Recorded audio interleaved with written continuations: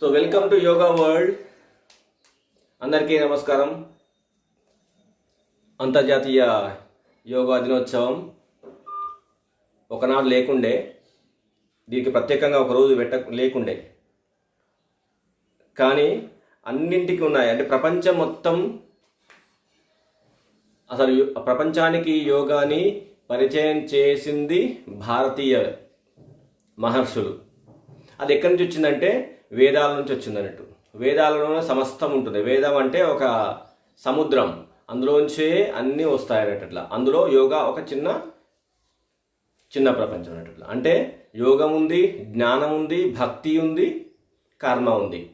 కర్మ సిద్ధాంతం అని, భక్తి సిద్ధాంతం, జ్ఞానము, యోగము. ఇలా అంటే మనకు జ్ఞానసిద్ధి కలగాలంటే మనం చేయాల్సింది యోగా సాధన. అందులో అంగాలు ఉన్నాయి, 8 అంగాలు. అందులో అందరికీ తెలిసినవి ఆసనాలు, ప్రాణాయామ, ధ్యానం. ఈ 3 బాగా తెలిసినట్టు అందరికీ, కానీ ఉన్నాయి 8 అంగాలు. దీన్ని ప్రపంచానికి అందించింది మన భారతీయ మహర్షులు.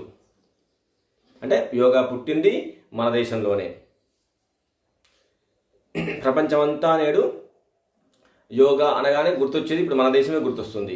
అంటే గొప్ప సాంప్రదాయాలు, ఆరోగ్యం. అంటే యోగా అంటే ఆరోగ్యమే. అంటే ఏ ఆరోగ్యం? మానసిక, శారీరక, అన్ని రకాల ఆరోగ్యాలు. తర్వాత కూడా ఏది, మరణానంతరం కూడా మనం హ్యాపీగా ఉండాలి అంటే మనం యోగా చేయాల్సిందే. అంటే అందులో అన్ని విషయాలు తెలుసుకోవాల్సి ఉంటుంది. కేవలం యోగా అనగానే ఆసనాలని, ప్రాణాయామం అనే అంతవరకు ఆగి అదే కొన్నాళ్ళు చేసిన తర్వాత నాకు ఇది ఏం ఫలితాన్ని ఇవ్వట్లేదు కదా అని వెనక్కి వెళ్ళిపోవడం కాకుండా, అసలు దాన్ని తెలుసుకుంటే కదా మనం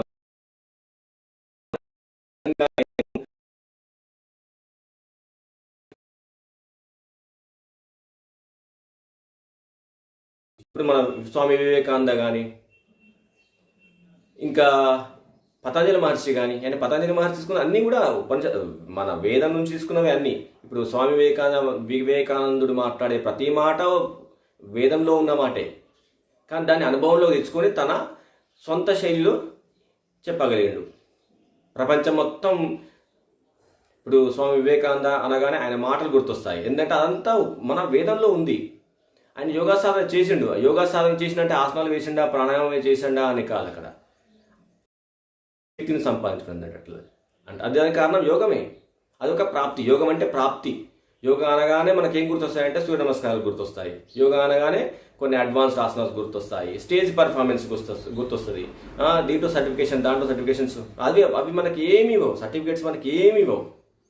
మనకు కావాల్సింది మానసిక సంతృప్తి అంతే.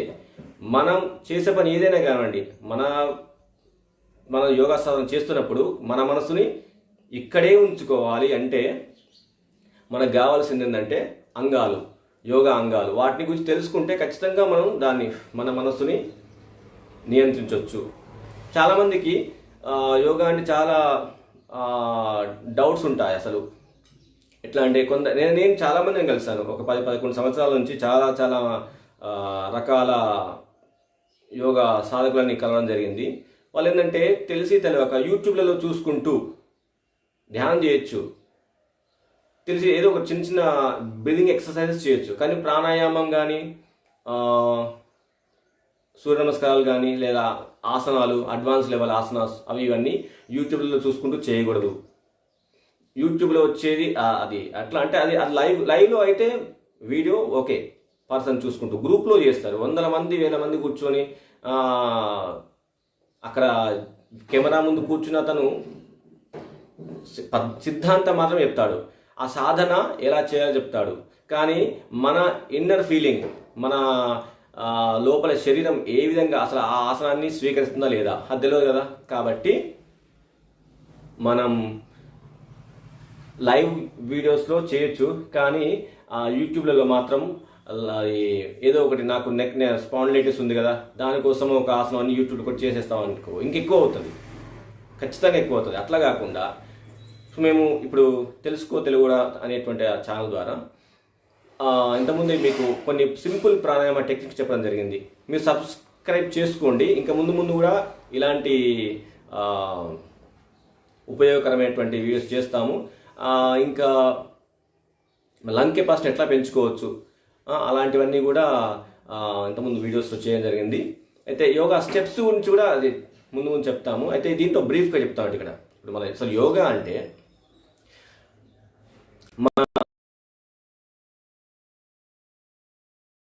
ఉంటే శాంతి, ఊళ్ళో అన్నీ తగిలించుకుంటే ఆ శాంతి అంటాం కదా, అదే అన్నట్టు పతంజలి మహర్షి యొక్క ఆలోచన. అందుకే ఆయన వేదాల్లో ఆయనకు నచ్చినటువంటి కొన్ని మాటలను సూత్రాలుగా అందించినట్టు. సూత్రం అంటే ఒక 5-6 పేజీల లేదా ఒక గంట సేపు చెప్పాల్సినటువంటి ఒక విషయాన్ని ఒకే ఒక చిన్న వాక్యంగా 3-4 పదాలతో కలిపేసి ఒక చిన్న వాక్యంగా తయారు చేస్తే అది సూత్రం అంటామంటూ. అలాంటి సూత్రాలు మనకు 195 ఇచ్చారు. అంటే అది ఆయన ఎంత వరకు చెప్పిండంటే మన మనస్సుని ఎంతవరకు నియంత్రించుకోవచ్చు అది అంటే చివరికి మనకు కైవల్యం అంటే కేవలంగా ఉండిపోతాం, మనకు మనమే ఉండిపోతాము అంటూ. ఆ స్థితిని చేయడం కోసం కొన్ని సూత్రాలు ఒక్కొక్క స్టెప్గా ఇచ్చాడన్నట్టు. ఆయన భగవంతునికి నామాన్ని ఒకటే చెప్పిండు. ఆయన చెప్పిండంటే ఆయన చెప్పిండని ఆయన అంటే తస్య వాచక ప్రణవ అన్నాడు. అంటే భగవంతుడు బ్రహ్మాండంగా ఉంది ప్రతి ఉపనిషత్తులు యోగా. కానీ పతంజలి మహర్షి కుండలిని యోగా, ఆయన ఆయుర్వేదం ఇంకా మహాభాష్యం అని ఏది వ్యాకరణానికి మంచి అది సంస్కృత వ్యాకరణానికి భాష్యం రాసినట్టు. ఆయన సూత్రాలు 195లో మొట్టమొదటి సూత్రం ఏంటంటే అధయోగానుశాసనం అన్నట్టు. అంటే మనం ఇక యోగా ప్రారంభించవచ్చు. ఎలా మన మనసుని మనం మనతోనే ఉండాలి అంటే కొన్ని బ్రీదింగ్ ఎక్సర్సైజ్ చేస్తుంటాం అంటే బ్రీదింగ్ ఎక్సర్సైజెస్ అవి చేస్తూ పోతే ఆటోమేటిక్గా చాలా తెలియని ఏమంటారు అది అంటే అది చాలా హాయిగా ఉంటుంది. మనం నిజంగా బ్రీదింగ్ ఎక్సర్సైజ్ చేసిన తర్వాత లంగ్స్ రెడీగా ఉంటాయి. ఇంకా లూజనింగ్ ఎక్సర్సైజ్ చేస్తే ఏమైపోద్దంటే కాస్త ఫ్లెక్సిబిలిటీ. పతంజలి మహర్షి చెప్పలేదు. పతంజలి మహర్షి ఏంటంటే చాలా సిన్సియర్గా నేను కైవల్య సిద్ధిని పొందాలి, నేను అంటే ఆత్మసాక్షాత్కారాన్ని పొందాలి అని ఎంతోమంది అనుకుంటారు. ప్రపంచంలో ఆత్మసాక్షాత్కారం అనగానే ఇప్పుడు మనల్ని అడుగుతుంటారు, మీకు ఆత్మసాక్షాత్కారం అయిందా అడుగుతుంటారు. అది ఎంత పెద్ద గురువైనా సరే ఆత్మసాక్షాత్కారం అయిందా ఆ స్థితికి చేరుకున్న తర్వాత ఇక మాటలు ఉండవట్టు. కాబట్టి అందరం సాధకులమే, సిద్ధులు ఇక్కడ ఎవ్వరు లేరు, సాధకులమే. ఎప్పటికైనా సరే ఆ సిద్ధిని పొందుతాను అనే ఉద్దేశంతో ఒక గోల్ ఉండాలి. గోల్ రీచ్ అయ్యేంత వరకు నేను ఆ మార్గం నుంచి బయటికి రాను. అది అందుకేనట్టు. అందుకోసమే కొన్ని స్టెప్స్ ఇచ్చినట్టు. యమం అని ఏది పతంజలి మహర్షి గారు యమము అంటే మనము చేయాల్సినవి చేయకూడనివి అని యమము నియమము.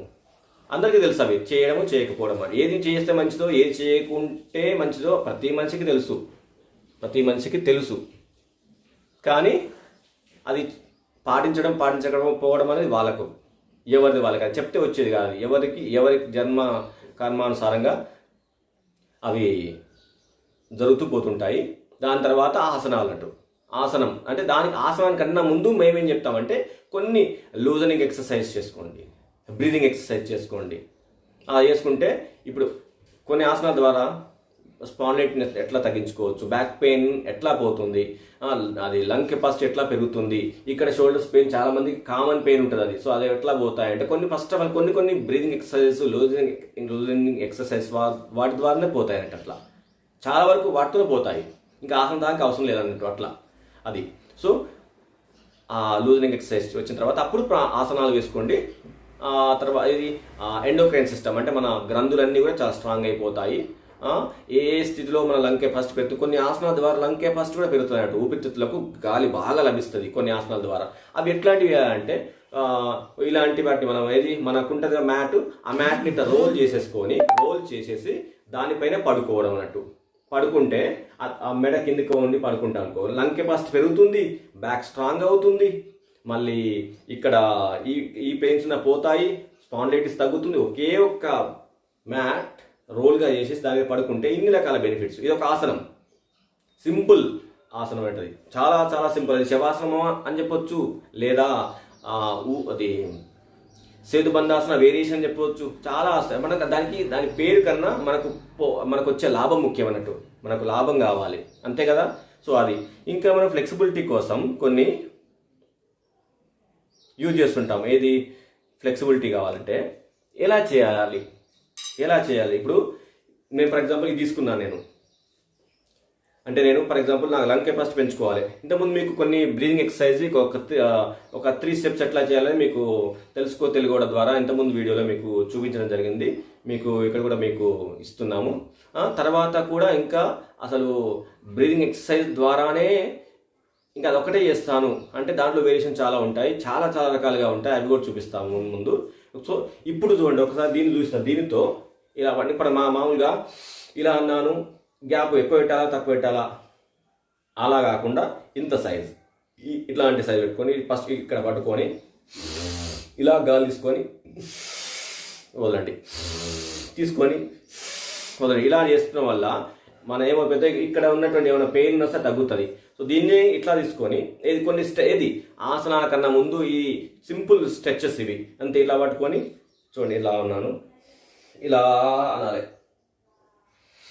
గాలి తీసుకొని ఇలా వదులుతూ ఉండాలి. అన్నప్పుడు ఖచ్చితంగా ఈ ప్లేసెస్ చాలా మందికి పెయిన్స్ వస్తుంటాయి. షోల్డర్ బ్లేడ్స్ అంటాం కదా, ఇక్కడ పట్టేసుకుంటుంది.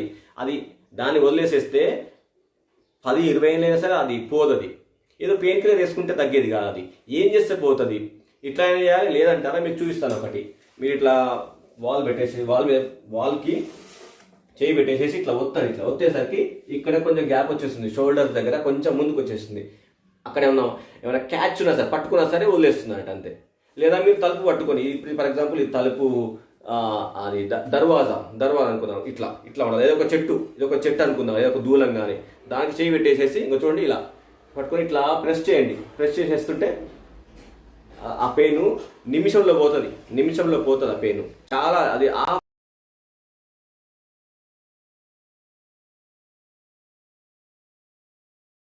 అప్పుడు కొన్నేళ్ల కిందట డైరెక్ట్ ఆసనాలు నేను వేస్ట్ అన్నట్టు. సో అది కాదు, అసలు ఏందని తెలుసుకోవాలి. అసలు అంటే ఆసనాల రహస్యం ఏంటి అసలు. అష్టాంగ యోగంలో ఆసనాలకు చాలా చాలా మంది ప్రిఫరెన్స్ ఇస్తారు. మరి దానికన్నా ముందు ఏం చేస్తే బాగుంటుంది, బ్రీదింగ్ ఎక్సర్సైజెస్, లూజనింగ్ ఎక్సర్సైజ్ చేసిన తర్వాత it's a kind of simple exercise. ఇది అంతే. ఇట్లా పట్టుకొని ప్రెస్ చేస్తాను అంతే, నెట్టుతున్నాను అన్నట్టు. నెట్టేసరికి ఇక్కడ పెయిన్ పోతుంది అంతే. చాలా ఇంపార్టెంట్ ఇది. ఇంకా ఏమన్నా నెక్స్ట్ సంబంధించి స్పాండిలైటిస్ సంబంధించిన ఈ సైడ్కి ఉన్న అన్ని పెయిన్స్ అని తగ్గుతుంటాయి ఇలాంటి వాటి వల్ల. ఏం లేదు, దీన్ని పడుకోవడము ఒకటి ఇట్లా అంటే, ఇంకోటి ఏమో దూలం కానీ దర్వాజా కానీ ఏదో ఒక దాన్ని ప్రెస్ ఇట్లా నెట్టుతూ పోతాం అన్నట్టు, నెట్టాలంటే అది గుర్తుంచుకోండి. ఇట్లాంటివి చేస్తుండాలి మనం. అంటే మనకు బెనిఫిట్స్, మనకు కావాల్సింది బెనిఫిట్. యోగా వల్ల బెనిఫిట్ కావాలి. సరిగ్గా తెలుసుకొని చేస్తే మనకు ఇమీడియట్గా రిజల్ట్స్ వస్తాయి అంతే. ఇప్పుడు చేసేస్తే ఎప్పుడో 1 వీక్ తర్వాత వస్తాయి కదా. ఇట్లాంటి కొన్ని ఏంటంటే ఇప్పుడే నాకు చేసిన ఫీలింగ్ రా. విశిష్టత పూర్తిగా తెలుసుకోకుండా ఇది కాదని ఏదో ఏదేం జుంబా యోగా అని అట్లానే అది జుంబా యోగా ఎట్లయితుంది, అది అవన్నీ కాదు, విన్యాసం, అదంతా జంపింగ్లు అవన్నీ. అది యోగా కానే కాదు. యోగా అంటే బాడీ తక్కువగా కలుగుతుంది, చాలా నిలకడ లేనటువంటి మనసు మన మనస్సుని మనలోనే ఉంచుకుంటాము. మనలోనే పెద్ద ప్రపంచం ఉంది, ఆ ప్రపంచాన్ని దర్శించాలి. నాలో ఉన్న ప్రపంచమే బయట కనిపిస్తుంది ఇంతే. సో ఇలాంటి విషయాలు నిలవాలంటే మనం తక్కువ కదలాలి. అంటే కంటిన్యూగా కదులుతున్న మొట్టమొదటి కదలవచ్చు, బాడీని కదిలించవచ్చు. ఇప్పుడు కొన్ని ఇలా చేసేటప్పుడు ఓకే, ఇలా ఇవి కానీ ఇవి చేయడం ఓకే, ఇవి చేసిన తర్వాత ఇవే చేసుకుంటూ పోకుండా కాస్త బాడీని కదలకుండా స్థిరంగా ఉంచడం నేర్చుకోవాలి. అవి ఆసనాలు అంటే. ఇప్పుడు నేను ఇది పట్టుకున్నాను కదా, ఇలా ప్రెస్ చేశాను కదా, ప్రెస్ చేసి ఇక్కడే ఉండాలి. ఇక్కడ వచ్చేసి ఇట్లా వేసేస్తే అది ఆసనం అయిపోతుంది. నొక్కేసేసి తీసేస్తే ఎక్సర్సైజ్ అయిపోతుంది. ఓకే 1 2 అట్లా మూవ్ చేస్తున్నాం కదా, ఇది ఒక వ్యాయామం. అదే ప్రెస్ చేసి అక్కడే ఉన్నాను అనుకోండి, అదొక ఆసనం అంతే.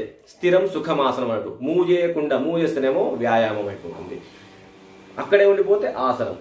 నేను ఇప్పుడు ఇప్పుడు ఫర్ ఎగ్జాంపుల్ నాకు ఇప్పుడు మోకాలు నొప్పి ఉంది, నీ పెయిన్ ఉంది, దాన్ని ఎట్లా తగ్గించుకోవాలి. మొట్టమొదట మనం నిలబడి నీళ్ళు తాగడం మానేయాలి. అది అందరికి తెలిసిన విషయమే. చాలా మంది తెలియక నిలబడే తాగుతారు. అది చాలా చాలా పెద్ద తప్పు అసలు. అది కూర్చొని తాగాలి. ఇంకా వీలైతే చైర్లో కూర్చుంటాం కదా, కూర్చొని ఈ కుడికాల్ని ఇలా బెండ్ చేసి తాగితే చాలా మంచిది. చాలా వరకు మ్యాక్సిమం అట్లా మార్నింగ్ ఇంట్లో ఉంటాం కదా, ఈవినింగ్ ఇంట్లో ఉంటాం కదా, ఆ టైంలో అయినా కనీసం ఇట్లా పట్టుకొని తాగండి. దానివల్ల మన పొట్టకు మంచిది, ఇటు మోకాలు కూడా మంచిది. ఇలా తాగాలి, ఇట్లా కూర్చొని తాగాలి. ఇది మంచి అలవాటు ఇది. ఒకప్పుడు ఇట్లా కూర్చొని అన్నం తినేవాళ్ళు స్త్రీలు, ఇప్పుడు అందరూ ఒకేలాగా తింటున్నారు, అది వేరే విషయం. ఇలా కూర్చొని, ఇది మంచి పద్ధతి ఇది. అంటే నేను ఎట్లా కూర్చున్నా అంటే ఇది బెండ్ చేసిన అంతే, ఇది ఎట్లాగైనా ఉంచండి. ఇది మలిచేస్తారు, లేదా చేత కూర్చుంటే కిందికి వేలాడుతుంటుంది. ఇలా కూర్చొని నీళ్ళు తాగాలి, చాలా మంచిది. జీర్ణకోశానికి సంబంధించిన వ్యాధులు మనం కావాలని కొన్ని తెచ్చుకుంటున్నాం అంటుంది. ఇట్లా కూర్చుని తాగితే ఆ నీరు ఎక్కడికి వెళ్ళాలో ఫస్ట్ అక్కడికి వెళ్తుంది, వామిటింగ్స్ కావు, తిన్నానం జీర్ణం అవుతుంది. అంటే అన్నం కూడా ఇలాగే తినేవాళ్ళు. ఎందుకంటే చూడండి, మన జీర్ణ వ్యవస్థ ఎలా ఉంటుంది కాబట్టి పెద్దగా అలా చెప్పారు ఇట్లా కూర్చోవాలి. అలాంటి పద్ధతులు మన భారతీయ సాంప్రదాయాలు అవన్నీ ఆరోగ్యం కోసం. అది పద్ధతి అదని నేను మోడర్న్గా ఉంటానని. మోడర్న్ అంటే ఏంటి అసలు? ఆధునికంగా అంటే మనకు ఇప్పుడు యోగం మరి ఇది చాలా ఓల్డ్ కదా, ఇప్పుడు కాదు, కొన్ని లక్షల సంవత్సరాల క్రితం ఒకనాడు, ఎప్పుడు కొన్ని లక్షల సంవత్సరాల క్రితమే శ్రీరాముడు ఆంజనేయునికి చెప్పిండు. అంతకన్నా ఇంకా ముందున్నది, ఎందుకంటే వేదంలో ఉంది కాబట్టి. వేదంలో ఉందంటే అది ఎప్పుడు వచ్చిందో, ఎన్ని కోట్ల సంవత్సరాల క్రితం వచ్చిందో యోగం అనే మాట. చాలా పాతది, ఇప్పటికీ కొత్తగా ఉంది చూడండి. అంటే ఎంత పాతదో అది ఎప్పటికీ అలా ప్రతినిత్యం కొత్తగా అవుతూ ఉందండి. దానికి అంతం ఉండదు. యోగం అంటే చూడండి, యోగం మన భగవద్గీతలో ఇప్పుడు మనము యోగం అనగానే ఆసనానికి గుర్తు రాకుండా, యోగం అనగానే యోగం అనగానే ఒక్కటే గుర్తు రావాలి, తృప్తి, శాంతి, అంతే. అదే ఆత్మసాక్షాత్కారం. ఆత్మసాక్షాత్కారం అనగానే ఇప్పటికీ కూడా చాలామంది ఏమనుకుంటుంటే, నా ముందు ఒక పెద్ద వెలుగు కనిపిస్తుంది, ఆ వెలుగు చాలా బాగుంది. నీకు భిన్నంగా కనిపించింది, ఆత్మసాక్షాత్కారం ఎట్లా అవుతుంది? ఆత్మసాక్షాత్కారం కాదు అది, పరసాక్షాత్కారం. ఎవరో నీకు భిన్నంగా కనిపిస్తున్నారు, నువ్వు ఎవరినో చూస్తున్నావు, అప్పుడు అది నీకు అంటే అదేనట్టు ద్వైతం అంటే. అట్లాగే మతాలు వచ్చేసినట్టు, నాకు భిన్నంగా ఒకటి కనిపిస్తుందంటే ఒక మతం పుట్టింది అంతే. నాకు ఒక కోరిక కలిగిందంటే అదొక మతం. ఇట్లా మనిషి యొక్క ఆలోచన నుంచి పుట్టినవే మతాలు తప్పేసేస్తే ఈ యోగా అనేది మతం కాదు. ఎందుకంటే నేను ముస్లిమ్స్కి చెప్పాను, క్రైస్తవులకి చెప్పాను, కానీ ఓంకారం దగ్గరికి వచ్చేసరికి అది మతం. అది చూసాను, మతం ఎట్లా అవుతుంది? ఓం అన్నామా, దాంట్లో దేవుడు ఉన్నాడా? అది మన భావన. ఓం అనేది ఒక జపం. దేనికోసం అంటే అది మన ఓం అంటే అన్ని మంత్రాలు దాంట్లో ఉన్నాయి. అంటే అన్ని మతాల మంత్రాలు ఉన్నాయి. ఇంకా ఆ మాటకు వస్తే అన్ని మతాల మంత్రాలు 6000 మతాలకు పైగా ఉన్నాయి కదా ఈ భూమి మీద. ఇంకా పుడుతూనే ఉంటాయి, అలాగే పుడుతుంటాయి మతాలు, పుడుతుంటాయి. ఆలోచన నుంచి పుట్టినాయి కదా మతాలు. ఓంకారం అని ఓం అని ఒక గంట సేపు చేస్తే ఎంత హాయిగా ఉంటుందో నాకు తెలుసు. 20 ఏళ్ళ నుంచి ఓంకారం చేసిన ఒక వ్యక్తి, వాళ్ళ గురువు బాగా కొన్ని లక్షల సార్లు జపం చేసి ఉంటాడు కాబట్టి ఆయన ఓంకారాన్ని చెవులు ఉపదేశిస్తాడు. కేవలం ఓం ప్రణవాన్ని ఉపదేశిస్తాడు. 20 ఏళ్ళు ఓంకార జపం చేసిన తర్వాత, స్వామి నాకు ఈ మతం ఈ జపం చేసి ఓంకార జపం చేసి బోరు కొడుతుంది, నేను ఏం చేస్తాను అంటే ఒక వారం, ఒక 20 ఏళ్ళు చేసావు కదా, 20 రోజులు ఆపేసే అన్నాడు. 20 రోజులు ఆపేసిన తర్వాత వచ్చి ఎలా ఉన్నానంటే 20 ఏళ్ళ నుండి నేను పొందిన ఆనందాన్ని ఈ 20 రోజులు కోల్పోయాను అంటాడు అన్నట్టు. అంటే అది మన దగ్గర ఉంటే తెలియదు, అది చేస్తున్నంత కాలం కనిపించలే, తెలియలేదు, అది ఆపిన తర్వాత తెలిసిందన్నట్టు. అట్లాగే ఓంకారం కూడా మనం గాలి గట్టిగా తీసుకొని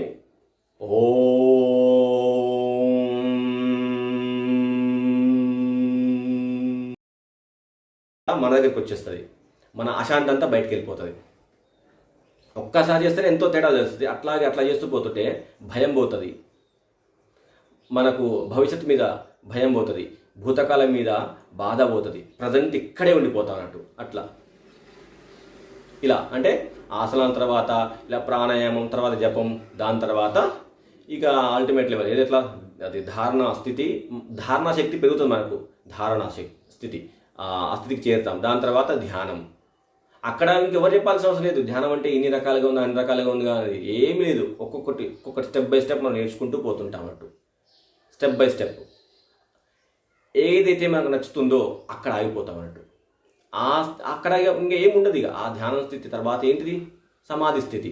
అంటే మన ఉన్నత స్థితి. అంటే అక్కడ నేను మాత్రమే ఉంటాను అంతే. ఎవరికి వారు అనుకునేవలసిన మాట, నేను మాత్రమే ఉంటాను అక్కడ, నాకు భిన్నంగా ఏది ఉండదు. అదంతా ఇప్పటిదాకా కనిపించిందంతా నా కల్పన, నా మనసు చేసినటువంటి మోసం అని తెలుసుకుంటాం అన్నట్టు అంతే. ఆ లెవెల్లో అలా వెళ్ళిపోతాం. ఏంటి వైపు యమ నియమ ఆసన ప్రాణాయామ ప్రత్యాహార. ప్రత్యాహారం అంటే ఇంద్రియ నిగ్రహం అన్నట్టు. ప్రత్యాహారం అంటే ఇంద్రియాలను నిగ్రహించుకోవడం. మనం చెవులు వింటుంటాయి, నేను ఒకవేళ వినాలనుకుంటే నేను నచ్చింది వింటాను, ఓంకారాన్ని వింటాను, అట్లా దాన్ని జపిస్తాను. నేనేదో ఒకవేళ నేను కళ్ళు మూసుకుంటే నేను ధ్యానమా తెరిస్తే ధ్యానమా అంటే నేను కళ్ళు తెరుస్తాను, కానీ నాకు నచ్చిందే చూస్తాను. ఒక ఓంకారాన్ని ఒక సింబల్ పెట్టుకోండి, అదే చూస్తాను. లేదా మీకు నచ్చిన ఒక వస్తువును పెట్టుకోండి, అదే చూస్తుండండి అలా. లేదా కళ్ళు మూసుకోండి అలా. అది ధ్యానం. కళ్ళు మూసుకుంటే ధ్యానం ఎట్లయిపోతుంది? అది కళ్ళు మూసుకొని ఇప్పుడు నేను చెప్తున్నాను, కళ్ళు తెరిచినా మూసినా అని చెప్తున్నాను కదా, అది ధ్యానం కాదు. ధ్యాన స్థితిని చేయడం కోసం చేసేటువంటి ప్రయత్నం. అందుకే దాన్ని ప్రాణాయామం తర్వాత ప్రత్యాహారం అంటారన్నట్టు. ప్రత్యాహారం తర్వాత ధారణా శక్తి పెరుగుతుంది, ఏకాగ్రత బాగా పెరుగుతుంది. దాని తర్వాత లెవెల్లో అది ఇట్లాగే కూర్చుంటారు మీరు. అది మీరు ప్రత్యాహార లెవెల్లో ఉండి కూడా నేను ధ్యానం చేస్తున్నానని తప్పు మాట మాట్లాడవద్దు అన్నట్టు. నేను ధ్యానంలో కూర్చున్నాను, నేను ధ్యానం చేసుకుంటాను, తప్పు. అది సాధన చేసుకుంటాను అని చెప్పి అంతే. యోగా సాధన చేసుకుంటాను అండి, దాంట్లో అన్నీ వచ్చేస్తాయి అలా. నేను రోజు గంట ధ్యానం చేస్తాను. నేను చాలామందిని కలిసాను, నేను రోజు గంట ధ్యానం చేస్తాను, బ్యాక్ పెయిన్ వస్తుంది అంటే మీ ధ్యాస మొత్తం బ్యాక్ పెయిన్ మీదే పెట్టారన్నట్టు. అట్లా గంట సేపు చేసి టైం వేస్ట్ కదా, అట్లా కాదు. ఒక స్టెప్స్ పై చేయండి. మళ్ళీ చెప్తున్నాను, మెయిన్ చెప్తున్నా చేయండి. అది బ్రీదింగ్ లూజనింగ్ ఎక్సర్సైజ్ చేసుకోండి. తర్వాత బ్రీదింగ్ ఎక్సర్సైజెస్. లూజనింగ్ ఎక్సర్సైజ్ అంటే ఇప్పుడు మనం ఇలాంటి వాటితో ఇలా ఆడము, ఇలా అంటే ఈ షోల్డర్స్ రెడీగా ఉంటాయి. టైట్గా ఉన్న వాటితో ధ్యానం చేస్తా అంటే ఇక్కడ టైట్గా ఉంటుంది, వాళ్ళు ఇలా కూర్చుంటారు, బ్యాక్ పెయిన్ రాదా?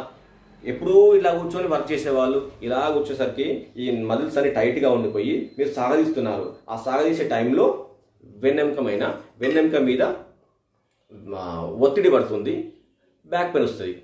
కొన్నాళ్ళు చేయగా పోతుంది, ఏం ప్రాబ్లం కాదు. సో అట్లాంటి వాటికి ఎట్లా చేయాలంటే పీఠం వాడతాం. పీఠ మీద కూర్చోవాలి. లేదా ఏది మనం బ్రీదింగ్ ఎక్సర్సైజ్ చేసేటప్పుడైనా సరే, కొన్ని లూజింగ్ ఎక్సర్సైజ్ చేసేటప్పుడైనా సరే పీఠం కానీ లేకపోతే మ్యాట్ని ఇట్లా రోల్ చేసుకోండి. ఇలా చేసుకొని దాని మీద కూర్చుంటే ఎంత బాగుంటుందంటే, ఇలా కూర్చున్నాను నేను, చూడండి మారిపోయాను కదా. ఇలా కూర్చుంటే నా మోకాలు కింద ఉన్నాయి, నేను పైకి వచ్చేసాను. నా బ్యాక్ బెండ్ అవ్వడం కష్టం. చూడండి చక్కగా ఉంది. వాల్ సపోర్ట్ తీసుకోవచ్చు, దగ్గరికి వేసుకొని కూర్చొని దీని మీద కూర్చుంటే నా లోవర్ బ్యాక్ కాస్త ఇప్పుడు హిప్స్ పైకి వచ్చేసాయి. ఇట్లా చక్కగా ఉంటుంది, చూడండి ఎంత హాయిగా ఉంటుంది.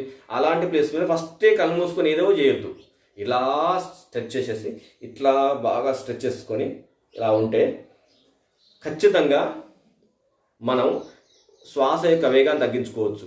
మన ప్రాణాయామం అంటే మన పతంజలి మహర్షి ఇట్లాగే అయిపోయిండు. అనేది ప్రాణాపాన వాయువులు, వాటిని గమనిస్తుంటే సరిపోతుంది అన్నాడు. నాడీ శుద్ధి కూడా చెప్పలే పతంజలి మహర్షి. నాడీ శుద్ధి గురించి చెప్పలేదు. అందరికీ తెలుసు నాడీ శోధన ప్రాణాయామం అంటే, అది కూడా చెప్పలేదు. కేవలం పూరకం రేచకం, నింపండి గాలిని తీసేయండి, దానికి వస్తే గమనిస్తూ ఉండండి, శ్రద్ధగా గమనించండి అన్నాడు. అంటే అది ప్రాణాయామం అని చెప్పినట్టు. దాని నుంచే ప్రాణాయామ పద్ధతులు కొన్ని వేలు వచ్చేసాయి. 84,000 రకాల ప్రాణాయామ పద్ధతులు ఏమో ఉన్నాయంట అట. నేను చూడలేదు, అది ఎవరికి కూడా తెలియదు. అన్ని మన కాలగర్భం అన్ని తగ్గుతూ పోతున్నాయి. 84 లక్షల ఆసనాలు కాస్త అంటే 84 లక్షల రకాల జంతువులు ఉన్నాయి కాబట్టి, జీవరాశులు ఉన్నాయి కాబట్టి 84 లక్షల ఆసనాలు ఉన్నాయి. అంటే మనం ఒక జంతువుని చూసి ఆ జంతువులా వేసుకోవచ్చు. మన బాడీ ఫ్లెక్సిబుల్గా ఉంటే నేను పలానా పిల్లిని చూసాను, పిల్లిలాగా ఆసనం వేసుకోవచ్చు. అది ఆసనం అంటే ఏదో ఒక యూట్యూబ్లో చూసి చేస్తా లేదా పుస్తకంలో వెతికి చేస్తా కాదు. జంతువులను పరిశీలించాలి. జంతువులను, కోతి ఉంది, కోతికి సంబంధించిన ఆసనం ఉన్నది. మొసలి ఆసనం ఉంది, మకరాసనం అంటాం, తెలుగులో మాట్లాడుకుందాం. అది మొసలాసనం. మొసల ఎట్లా ఉంటుంది? ఇలా పడుకుంటుంది, ఇలా ఉండిపోతుంది, దానిలాగా చేస్తాం. దాన్ని కొన్ని వేరియేషన్ చేసుకుంటాను.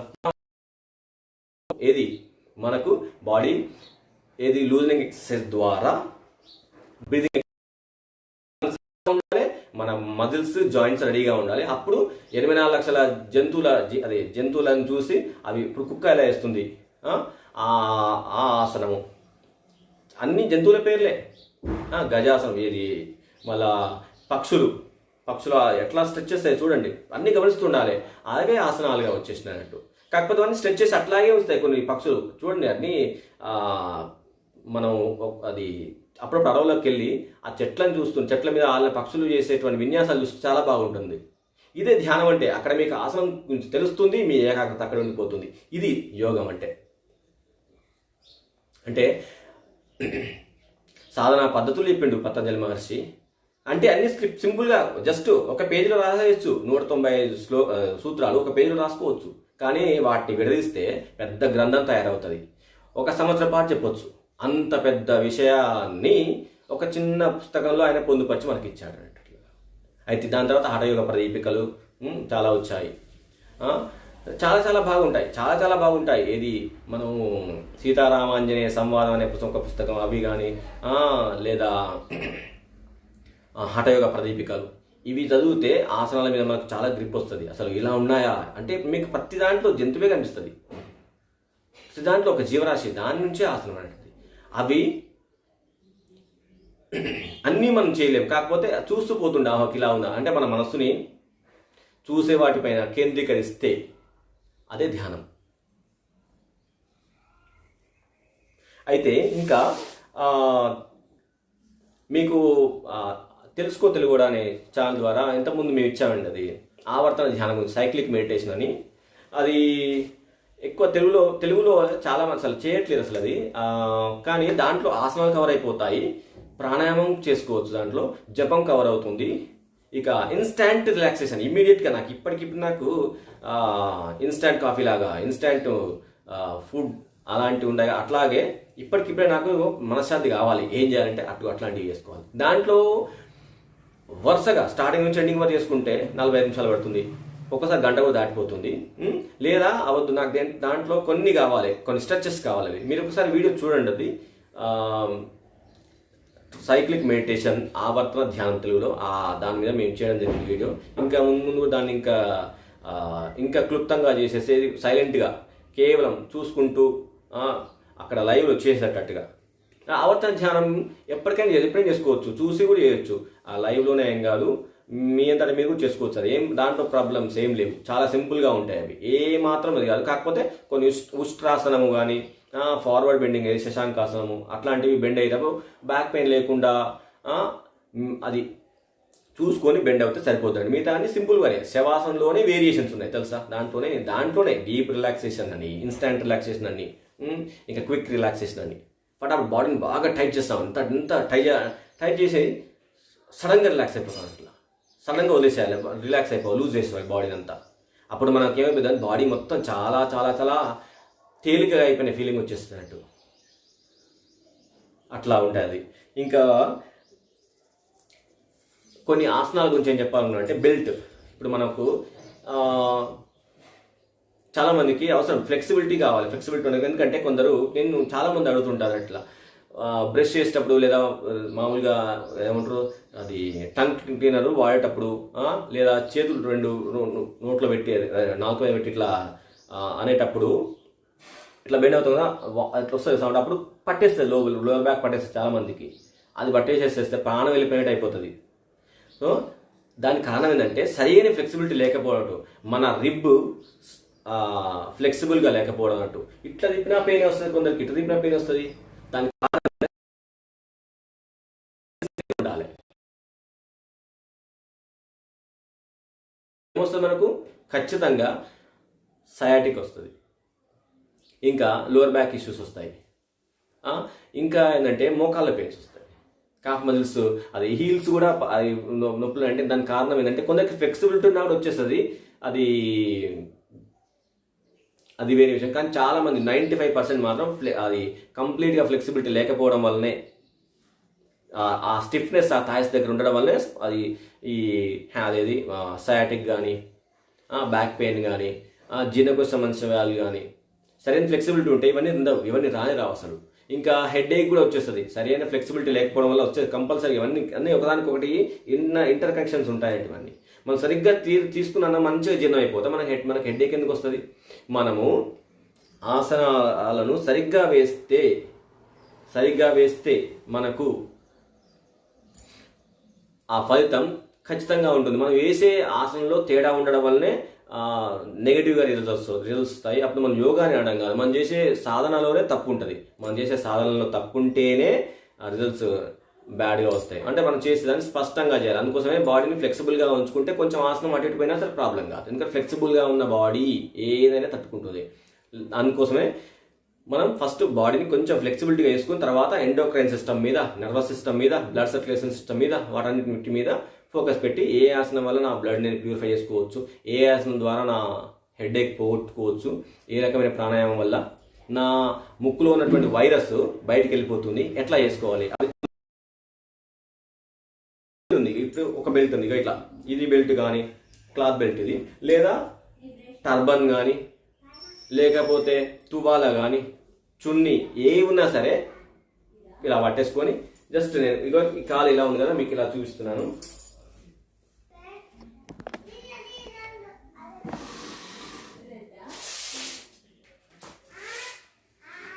ఇగో ఇలా ఈ కాలు ఇలా స్ట్రెచ్ చేసేసుకొని నేను అందుకుంటా, అంతే. చూడండి ఇంతే.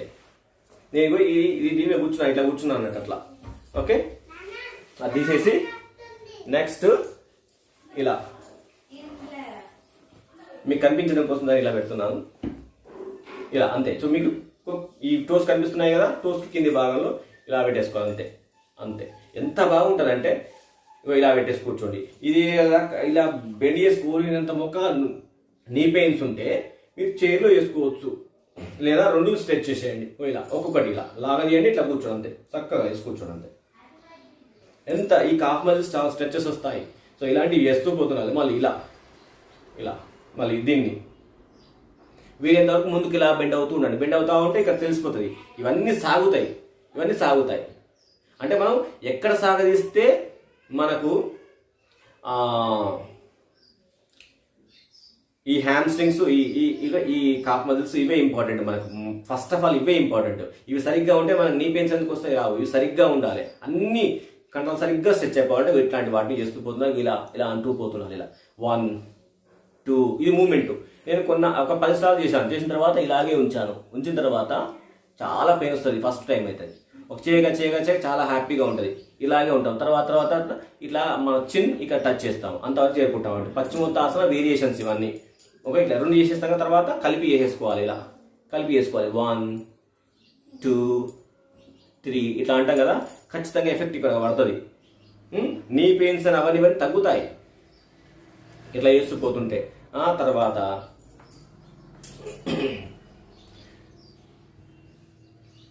ఇలాంటి సిట్టింగ్ చేసిన తర్వాత మీరు లై డౌన్లో మీకు నేను పడుకొని చేసిన కన్నా ఇలా ఎలా అంటే పడుకొని చేస్తామంటే నేను కూర్చొని చేస్తున్నాను.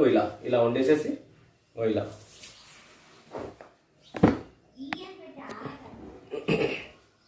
స్పాండిలైటిస్ కోసం ఎట్లా చేస్తారు.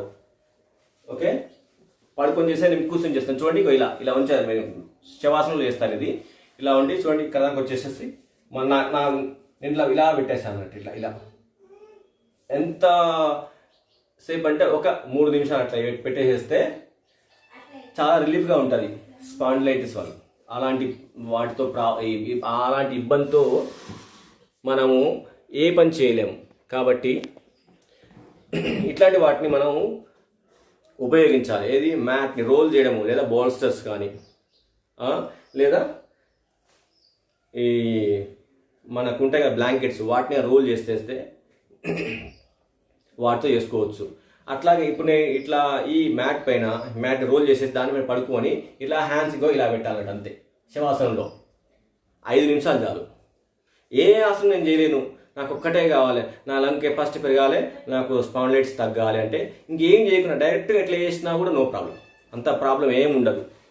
నెక్ పెయిన్ తగ్గాలి, మరీ స్పాండిలైటిస్ సివియర్గా ఉన్నప్పుడు చేస్తా అంటే ఇక ఒకటే చేస్తా అంటే ఎవరు కాపాడలేరు వాళ్ళని. అట్లా కాకుండా కొంచెం ఎక్సర్సైజ్ ఎట్లా అంటే, సో ఇలాంటివి ఇవి తెలిసినవే కదా, అందరికీ తెలిసినవి. నెక్ ఎక్సర్సైజ్ ఇవి చేయాలి. ఇలా ఇటు 5 మళ్ళీ ఇటు 5 వేసిన తర్వాత నెక్ కొంచెం ఫ్రీ అయిపోతుంది. కానీ ఎప్పుడు కూడా ఫార్వర్డ్ బెండింగ్ చేయొద్దు అసలు. మన నెక్ స్ట్రాంగ్గా ఉన్న వాళ్ళు కూడా ఇలా రొటేషన్ బాగా తిప్పొద్దు, అట్లా అంత తిప్పొద్దు, ఇంతవరకే.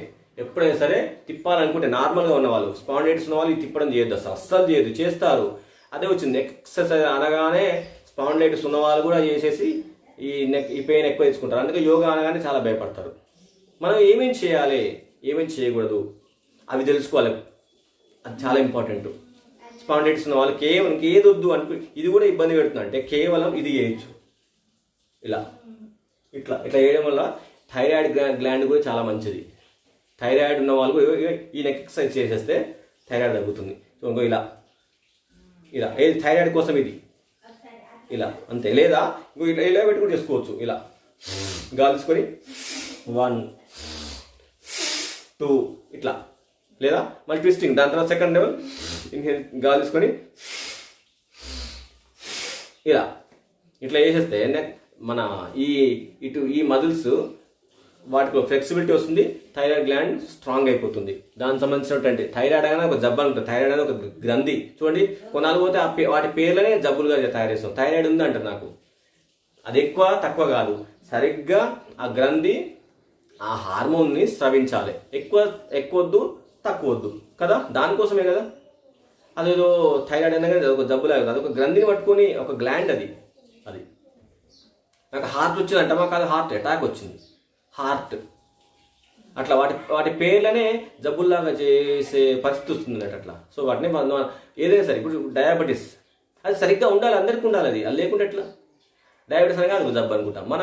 మన మనసులో అంతా చెత్త తయారైపోయిందంటే అట్లా. అది తగ్గడం కోసం ఏం చేయాలి? తగ్గడం కోసం అంటే డయాబెటీస్ అది మన షుగర్ లెవెల్ తగ్గాలనా? కాదు, ఆ ఆలోచన తగ్గాలి. ఆ జబ్బు కాదు అది, ఆ జబ్బు కాదు, ఆ ఆలోచన తగ్గాలంటే ఏం చేయాలంటే ఇందులో ఆసనం. ఓకే, సరిగ్గా అది మనకు మన హార్మోన్స్ మన శరీరంలో సరిగ్గా ఉత్పత్తి అవ్వాలి, ఎక్కువదు తక్కువదు, అంతే కదా. దానికోసమే ఏం చేయాలి అంతే, అట్లాంటి వాటి కోసం. అంటే మీకు థైరాయిడ్ సంబంధించిన వాటి జస్ట్ సింపుల్ ఇట్లా ఇవి చెప్పేసేసాను కదా. అంటే ఇది నెక్ కవర్ అయిపోతుంది ప్లస్ థైరాయిడ్ కవర్ అయిపోతుంది. ఎప్పుడైనా సరే స్థిరంగా ఇట్లా చాలా మంది చూస్తున్నారు, సాఫ్ట్వేర్ ఎంప్లాయీస్ అని లేకపోతే బిజినెస్ మ్యాగ్నెట్స్ చాలా సైడ్ చూడాలి వాళ్ళు. ఎందుకంటే వాళ్ళ ఏకాగ్రత, వాళ్ళ మనసంతా వర్కే ఉంటుంది అన్నట్టు. అక్కడ పిలిచినా పలకరించినా కూడా చూసేంత మనసు ఇక్కడ ఉండదు వాళ్ళకు. అలాంటి వాళ్ళకే నేను థైరాయిడ్ అనేది ఒక జబ్బులాగా అట్లాంటి వాళ్ళ దగ్గర చూశాను. లెఫ్ట్ రైట్ ఇట్లా చూస్తూ పోతే హాయిగా ప్రకృతిని ఎంజాయ్ చేస్తూ పోతుండాలి. అంతా అన్ని చెట్లు చూస్తుండాలి, ఆకాశం చూస్తుండాలి, మనసును చూస్తుండాలి, అన్ని చూస్తుండాలి. అది కదిలించాలి. ఇలా కదిలిస్తూ పోతే థైరాయిడ్ అనేది అది జబ్బులాగా అనిపించదు మనకు. థైరాయిడ్ అనేది నాకు గ్రంథి, ఈ గ్రంథి సరిగ్గా పనిచేస్తుంది. అది మన ఆలోచనలోనే ఉంది. జబ్బు అయినా సరే మన ఆలోచనలో ఉంది, ఆరోగ్యం అయినా సరే మన ఆలోచనలో ఉంది ప్రశాంతత, అంతే. అంటే అది ఒకటే మాట గుర్తుపెట్టుకోవాలి, ఊళ్ళో అని తగిలించుకుంటే అశాంతి, ఊరికే ఉంటే శాంతి, అంతే. ఎట్లా ఎందుకు చెప్తున్నా అంటే, ఇది రమణ మహర్షి ఉన్నాడు. ఆయనకి ఏ విద్య లేదు. గణపతి శాస్త్రి ఉన్నాడు, కావ్యకంఠ గణపతి శాస్త్రి అని తమిళనాడు. ఆయన దశమహావిద్యలు వచ్చాయి. దశమహావిద్యలు మామూలు విషయం కాదు, అది చిన్న విషయం కాదు. మహా గొప్ప పండితుడు. సంస్కృతం అంటే ఆయన హయ్యర్ లెవెల్లో సంస్కృతం. ఆయన దగ్గర ఆయన ఆలోచనే ఒక సంస్కృతం. గొప్ప పండితుడు. కానీ అన్ని విద్యలు నేర్చుకునేసరికి శాంతికరం అయిపోయింది, పిచ్చోన్లాగా అయిపోయింది. ఏంది అది తృప్తి లేదు, ఏదో తెలియని ఏదో కోల్పోయిన వాడిలాగా ఉన్నాడు. అయితే రమణ మహర్షి దగ్గరికి వెళ్ళిండట. ఆయనకి చదివే రాదు, 4వ తరగతితో ఏం చదువుకుంటారు రమణ మహర్షి. నేను దశమహావిద్యల్లో నిష్ణాతుణ్ణి, నాకు శాంతి లేదు. మీకు ఏ విద్య రాదు, మీరు ఎలా ఎంత ప్రశాంతంగా ఉండగలుగుతున్నారంటే నీలాగా దశమహావిద్యలు నాకు రావు కాబట్టి అన్నట్టు. అంటే నువ్వు ఊళ్ళో వన్నీ తగిలించుకున్నావు. ఒక విద్య చాలా 10 విద్యల్ని చేసుకుంటావా? నువ్వు 100 సంవత్సరాలు బతావా? 100 సంవత్సరాలు కూడా ఉండవా? 51-55 సంవత్సరాల లోపే చనిపోయాడు ఆయన. చెప్తున్నాను ఉదాహరణ. అంటే ఆయన ఎందుకు చనిపోయింది, ఎప్పుడు చనిపోయినా అది విషయం కాదు, చెప్తున్నాను. దశమహావిద్యలు నీకు ఆనందాన్ని ఇవ్వలేదు, నాకు నాలో ఉన్న నేను దర్శించిన, ఇంకా నాకు ఏ విద్య వద్దు, నేను శాంతంగా ఉన్నాను. అంటే మనల్ని మనం దగ్గర చేసుకోవడం కోసమే యోగం. యోగులు వేరు, జ్ఞానులు వేరు, భక్తులు వేరు, కర్మశులు వేరు కాదు, అంతా ఒకటే. అవన్నీ దేనికోసం అంటే అల్టిమేట్ లెవెల్ మన గమ్యం చేరుకోవడం కోసమే. అని దారులు వేరు. చెప్తున్నాను, స్పష్టంగా చెప్తున్నాను. కర్మ అనేది కాలినడకన పోవడం లాంటిది. కాశీ పోవాలంటే ఒకప్పుడు కాలినడకన వేరు, పోలేదా? చేరుకునే వాళ్ళు చేరుకున్నారు, మధ్యలో చచ్చిపోయారు. అది కర్మ సిద్ధాంతం డైరెక్ట్ కాదంట. ఎట్లా అంటే వాళ్ళ సిద్ధాంతం, వాళ్ళు చేసిన కర్మ మీద ఫోకస్. అక్కడ వచ్చి శివుడు వచ్చిన ఇట్లా కాదు అట్లా వినరు వాళ్ళు. అంటే అంత పర్ఫెక్ట్ వాళ్ళ కర్మలో. ఆ కర్మలో శివుడు వచ్చిన, విష్ణు వచ్చిన, ఎవరు వచ్చినా మేము లెక్క చేయం, మా కర్మ మాకు ముఖ్యం. ఆ సిద్ధాంతం అంటే మేము నడుచుకుంటూనే పోతాం అంటారు వాళ్ళంటే. అట్లా అంటే గొప్ప వాళ్ళు అంటే వాళ్ళ కర్మ సిద్ధాంతాన్ని అంత గొప్ప కాలంతో వాళ్ళు గొప్ప వాళ్ళుగా చేరుకుంటారు, ఎప్పటికైనా చేరుకుంటారు. అట్లా మరి యోగం ఎట్లాంటిదంటే రైల్లో వెళ్ళడం లాంటిది అన్నట్టు యోగం. ఉన్న విషయం చెప్తున్నాను అంతే. రైల్లో వెళ్ళడం లాంటిది అంటే స్టెప్ బై స్టెప్ చేరుకుంటాను నేను. లేదా ఇక్కడి నుంచి కొంచెం నడుచుకుంటూ వెళ్తాము, తర్వాత ఆటో ఎక్కుతాము, ఆటో ఎక్కేసి మెయిన్ రోడ్ దిగుతాం, మెయిన్ రోడ్ బస్సు ఎక్కుతాము, ఇది రైల్వే స్టేషన్ దగ్గరికి, రైల్వే స్టేషన్లో రైలు ఎక్కుతాము, అక్కడ ఇట్లా కాశీ చేయడం కోసం ఇన్ని రకాలుగా చేస్తాం కదా. అంటే స్టెప్స్ అనేటివి అష్టాంగ యోగం కదా. ఏది యమము, నియమము, ఆసనం, ప్రాణాయామ, ఇట్లాంటివి, ప్రత్యాహార, ధారణ, ధ్యానం, సమాధి, ఇట్లా చేస్తాం కదా.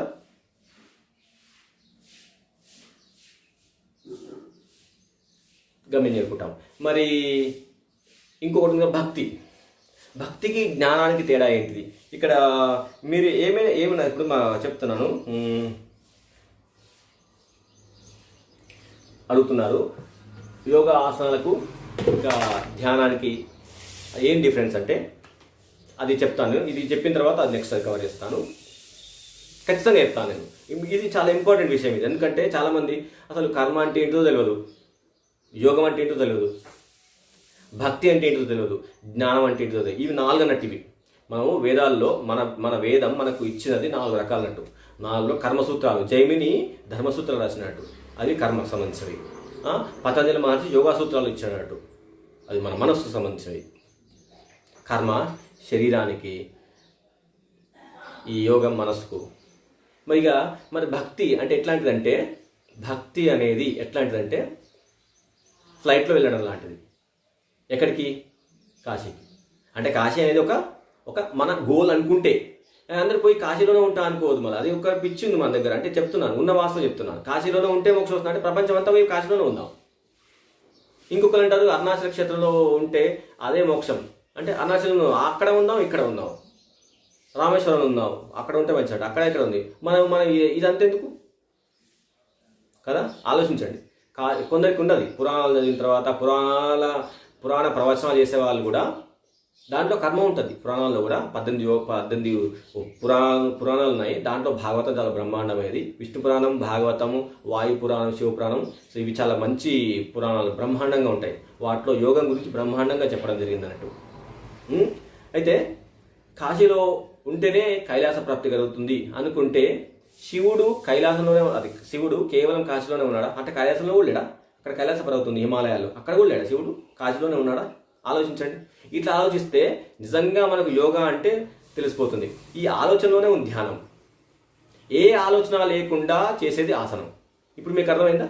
ధ్యానం అంటే ఒకటే మాట, ఆలోచన లేకుండా నేను ఇలా కూర్చున్నాను, ఇలా చేస్తాను, ఇంతే, ఇలాగే ఉన్నాను, కేవలం నేను ఇదొక ఆసనం. ఇప్పుడు నేనైనా కూర్చున్నానంటే ఇలా కూర్చున్నాను, ఇది సుఖాసనం. సుఖాసనంలో ఈ ముద్ర పెట్టాను. ముద్ర ఎందుకు అనేది ఇప్పుడు చెప్పేది కాదు, చాలా మంచిది. ఈ ముద్రలు అనేది చాలా ఇక్కడ ఇంటర్నల్ మన నాడులు ఇలా కలిసిపోతే ఒక రకమైన శక్తి ఉత్పత్తి అవుతుంది.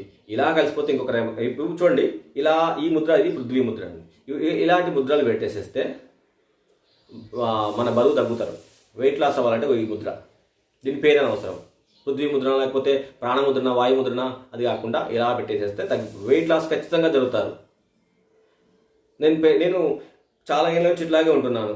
ఈ ముద్ర వల్ల పెరగం, ఏం తిన్నా సరే పెరగం, తగ్గుతాం కూడా. మళ్ళీ కొలెస్ట్రాల్ తగ్గుతుంది. కొలెస్ట్రాల్ తగ్గాలంటే ఈ ముద్ర వేసేసుకొని ఇట్లా కూర్చుందాం. లేదా పడుకుంటాం కదా, శవాసనం వేస్తాం కదా.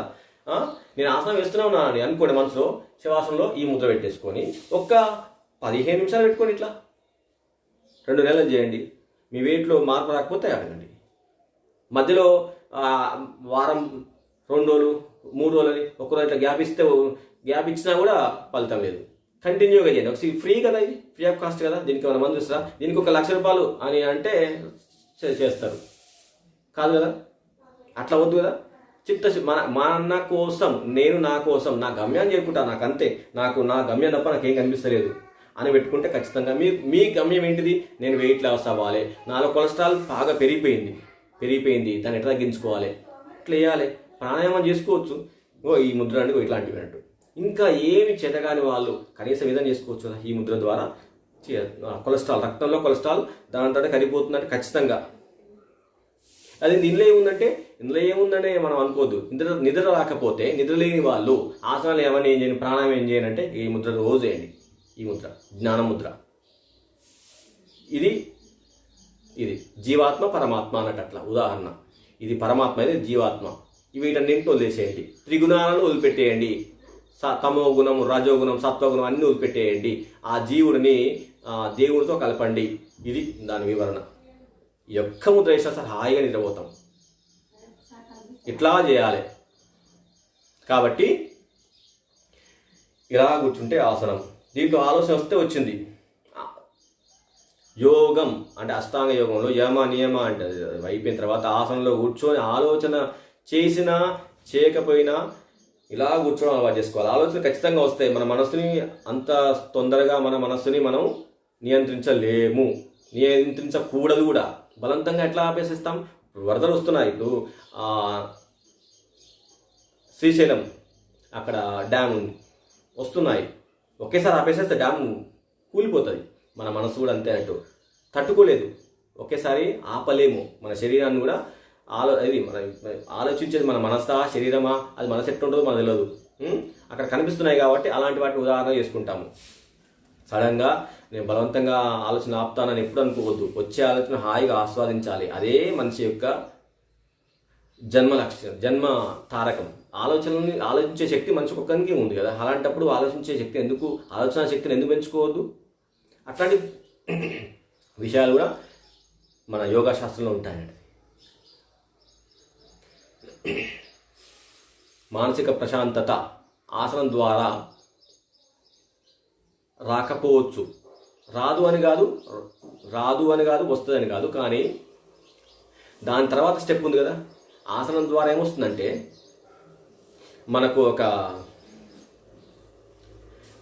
ఏదో తెలియని శక్తి వస్తుంది. ప్రాణాయామం చేసేస్తే ప్రశాంతత వస్తుంది. అది ప్రాణాయామం శక్తి వస్తుందంటే ప్రశాంతత వస్తుంది. శక్తి ప్రశాంతత అంటే తృప్తి, శాంతి మనకి కావాల్సింది కదా. అవి లభించాలి అని మనసు పెట్టుకుంటే ఆసనం తర్వాత ఖచ్చితంగా ప్రాణాయామం చేయాలి. ఆసనం చేసేసి ఆపేసేసి ఎప్పుడో ప్రాణాయామం చేస్తా అంటే కాదు. చాలామంది చెప్తుంటారు ఒకరోజు మొత్తం ఆసనం చేసేసి ఒకరోజు ప్రాణాయామం అట్లా పెట్టుకోకుండా ఆసనం తర్వాత కొంచెం గ్యాప్ ఇచ్చేసేసి ప్రాణాయామం చేసేస్తే ప్రత్యాహారం జరుగుతుంది చాలా విజయవంతంగా. దాని తర్వాత ధారణకి వెళ్ళిపోతాం. అక్కడ ధ్యానంలో మీరు ఉన్నారు, ఆసనంలో ఒకే ఒక ఆసనం ఉన్నారు. ఆసనం టు ధ్యానం కదలకుండా. అది వివేకానందుడు చేసినట్టు. ఆసనం నుండి ధ్యాన స్థితికి వెళ్ళిపోయి సమాధి స్థితికి చేరుకున్నాడు ఆయన. మనము వేరే రకాల ఆసనాలను చేసుకుంటూ బాడీని కలుస్తూ ఇలాంటి ఆసనాలని అవన్నీ చేసుకుంటూ పోతాం కదా. అవి చేసుకుంటూ తర్వాత ప్రాణాయామం చేసుకుంటూ మళ్ళీ మనం కూడా గమ్యం చేరుకుంటాం అన్నట్టు. అట్లా అంటే నానా రకాలుగా యోగా రకాలు అంటే ఎన్నో రకాల ఆసనాలు ఉన్నాయి, ఎన్నో రకాల ప్రాణాయామాలు ఉన్నాయి. మీకు ఏవి నచ్చిన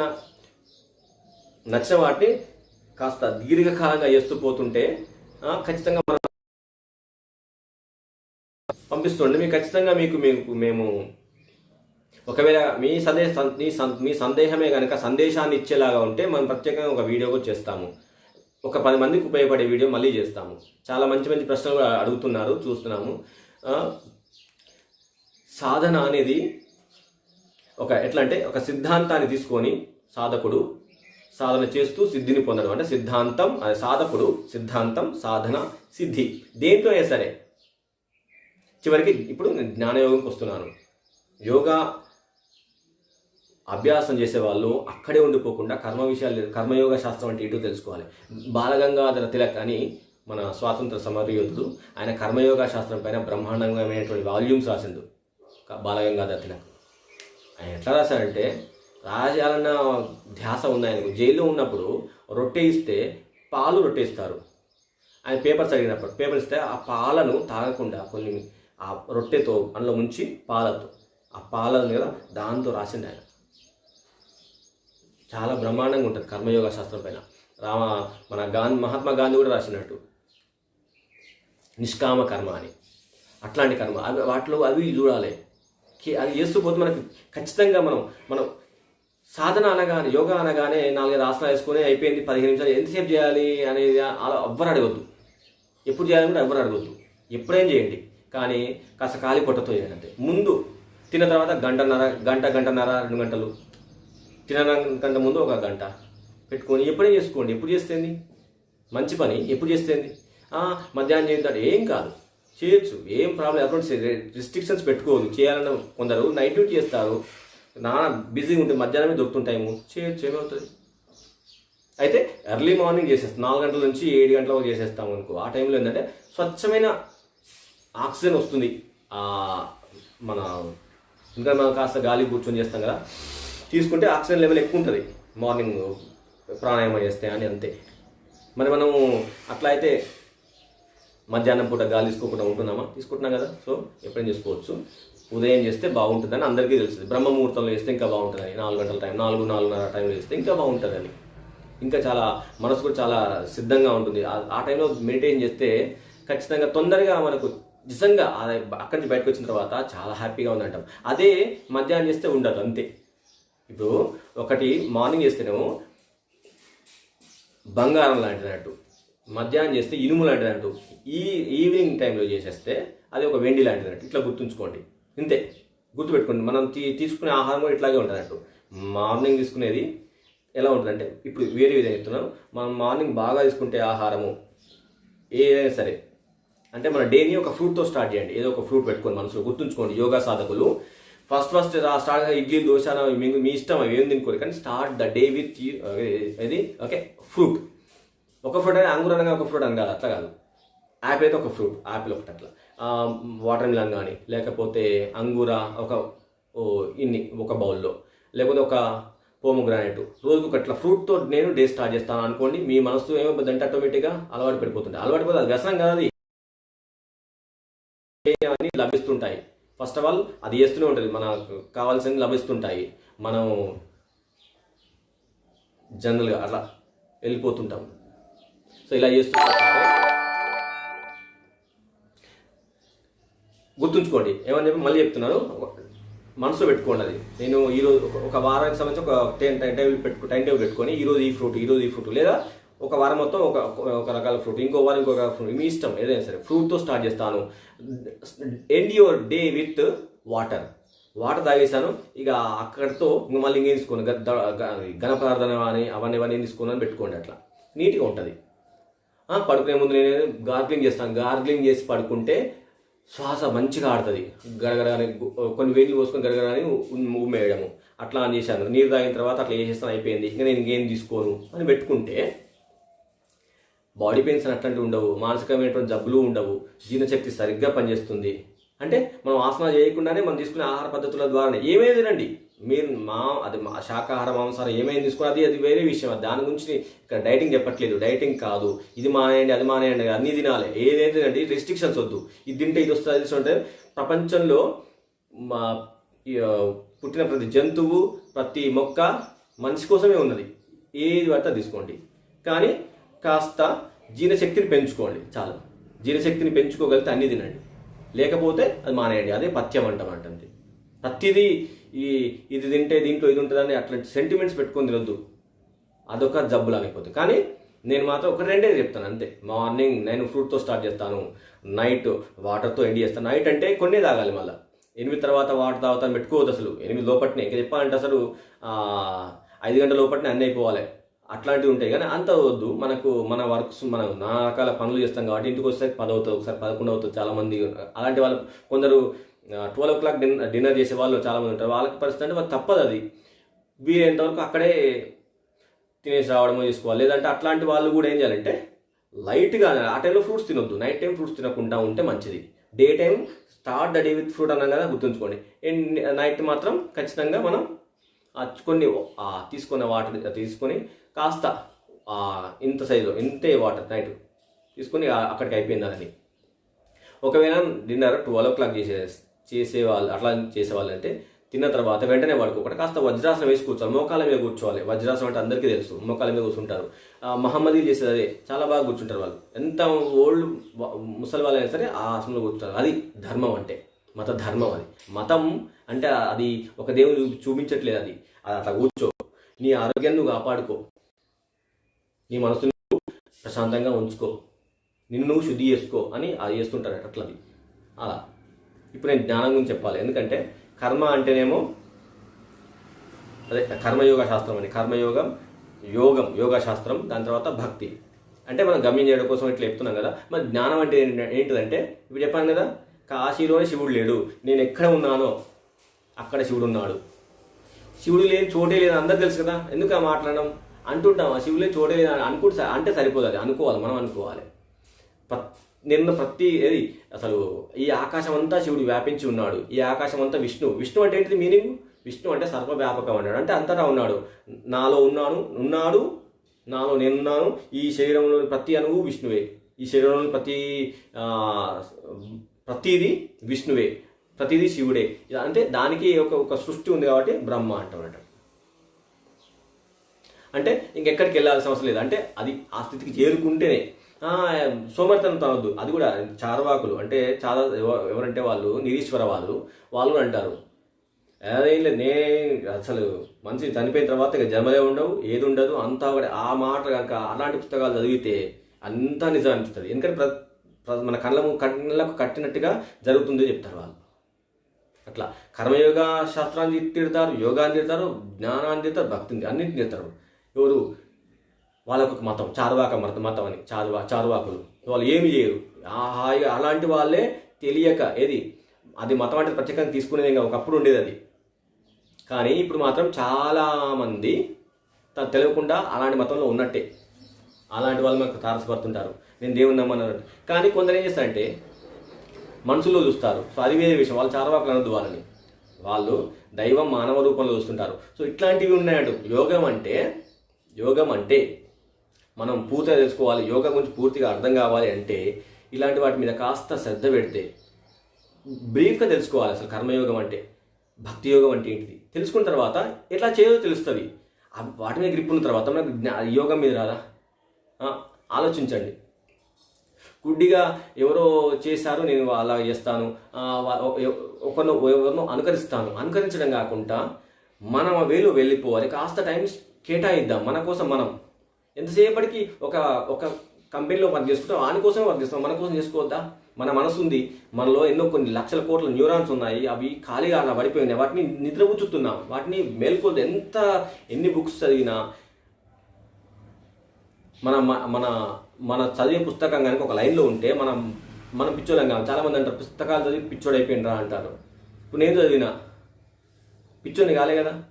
కాకపోతే సామాజిక మన కుటుంబాల్లో ఎట్లా మాట్లాడాలో తెలియక అమాయకుల్లాగా ఉండిపోతాం కాబట్టి ఎట్లా మిగిలిపోతాం అంటే అది తెలియదు. ఇందులో బాగా మాట్లాడగలుగుతాం, ఇందులో ఈ ఫీల్డ్లో ఉండిపోతే ఈ ప్రపంచంలో ఉండి ఇట్లాగే ఉండిపోతాం. కానీ మనసుతో ఎలా వ్యవహరించాలో అది తెలియకపోవచ్చు.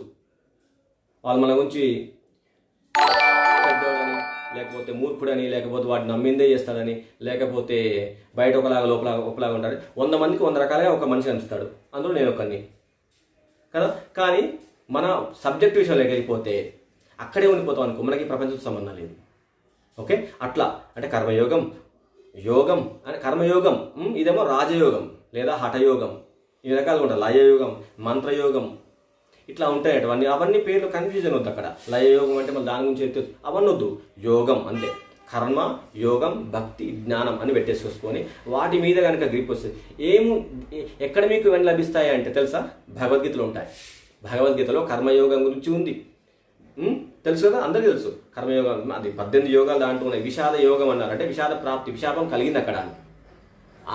అర్జునుడు అంటే ఎవరో కాదు, మనకే విషాదం కలిగింది. మిగతా 17 అధ్యాయాలు పరిష్కారం. గుర్తుంచుకోండి, సమస్య చిన్నగా ఉండాలి, పరిష్కారం పెద్దగా ఉండాలి. కానీ ఎట్లా వస్తున్నాయి? నేను ఏం చెప్తున్నా అంటే ఇదంతా ఇప్పుడు మన కోవిడ్ ఉంది, దాన్ని ఎట్లా తగ్గించుకోవాలి? మందులు వచ్చేసినాయి, ఏవో వచ్చేసినా అన్నీ వాటి గురించి మాట్లాడను. ఆయుర్వేదం వచ్చింది, అది కూడా మాట్లాడను.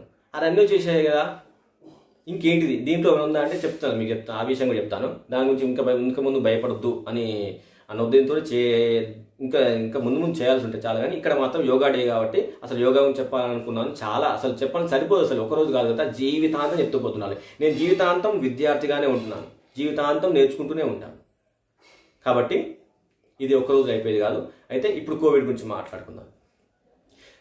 కొందరు ఏమంటారంటే ఆవిరి పెట్టుకుంటే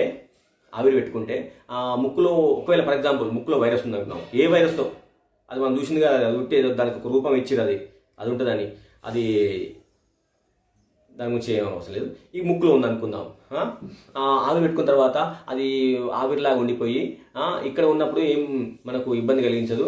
ఆవిరి పెట్టుకోగానే అంటారు వాళ్ళు, ఆవిరి తీసుకునే వాళ్ళు, ఆ వైరస్ కాస్త ఊపిరితిత్తులోకి వెళ్ళిపోతుంది, దానివల్ల ప్రమాదాలు వస్తున్నాయి. ఇవన్నీ తెలుసుకుంటలేదు, పరిశోధన ద్వారా తెలిసింది అని పనికి మళ్ళీ వీడియో చేసి పెట్టేసేస్తే ఎట్లా చెప్పండి? అట్లాంటి వాళ్ళు చూసేసి ఫార్వర్డ్ చేసుకుంటారు వాట్సాప్లో. అవసరమా? అది వాళ్ళకు శ్వాసక్రియ మీద పట్టే ఉండదు, ఫార్వర్డ్ చేస్తూ పోతే ఏమొస్తుంది చెప్పండి? అది కాదు కదా సొల్యూషన్. అదే ఓకే, ఏం చేయొద్దు అంటే ఆవిరి పెట్టొద్దా? ఓకే అంటే గాలి కూడా తీసుకోవద్దా? సొల్యూషన్ చెప్పండి.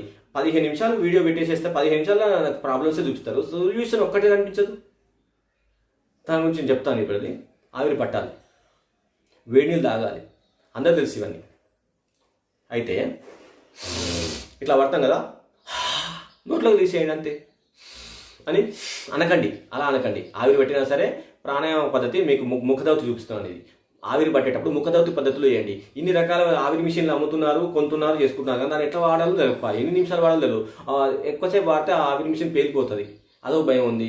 కొందరు టీవీలు కూడా అది టక్కున ఫెయిల్ అయిపోతాయి.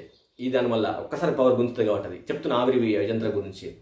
లేదా అది కాకపోతే మీరు మామూలుగా వేడి నీళ్ళు పెట్టేసుకొని పైన టవల్ కప్పుకొని ఇట్లా అనుకొని ముక్కు నుంచి వదులుద్దు, అది తప్పు చేస్తున్నారు అది అని అనాలి. ఓకేనా? అని 5 సార్లు ఇలా ఇలా వేసుకుపోతున్నాను. అట్లా ఇలా వేసిన తర్వాత ఆవిరి పీల్చుకోవచ్చు, అట్లాగే వేసుకోవచ్చు. ఆవిరి తర్వాత మళ్ళీ ఇట్లా వేయాలి. చేసిన తర్వాత అని ఒక 5 సెకండ్లు ఆపేసేసి 5-10 సెకండ్లు ఉంచగలిగినంత సేపు ఉంచుతారు అని వదిలేసేయండి. 10 సెకండ్లు ఆపేసేస్తే మీకు లంగ్ కెపాసిటీ పెరుగుతుంది అని ఉద్దేశం అండి. 10 సెకండ్లు, 15 సెకండ్లు, 20 సెకండ్లు అది మీ ఇష్టం. అది ఇది ఒక పద్ధతి. వైరస్ మన ముక్కులో ఉన్నటువంటి వైరస్ బయటికి వెళ్ళిపోవాలి అంటే, మన గొంతులో ఉన్నటువంటి వైరస్ బయటికి వెళ్ళిపోవాలంటే ఇలా వేసేసి తర్వాత గార్గ్లింగ్ చేసేస్తే పోతుంది. సింపుల్ ఇది. దీన్ని ముఖదౌతి అంట. ముఖదౌతి వేరియేషన్స్ అన్నట్టువి. అలా అయితే అది ఎట్లా చేయాలో మీకు మళ్ళీ చూపిస్తాను. అది ఒక్క నిమిషం అండి.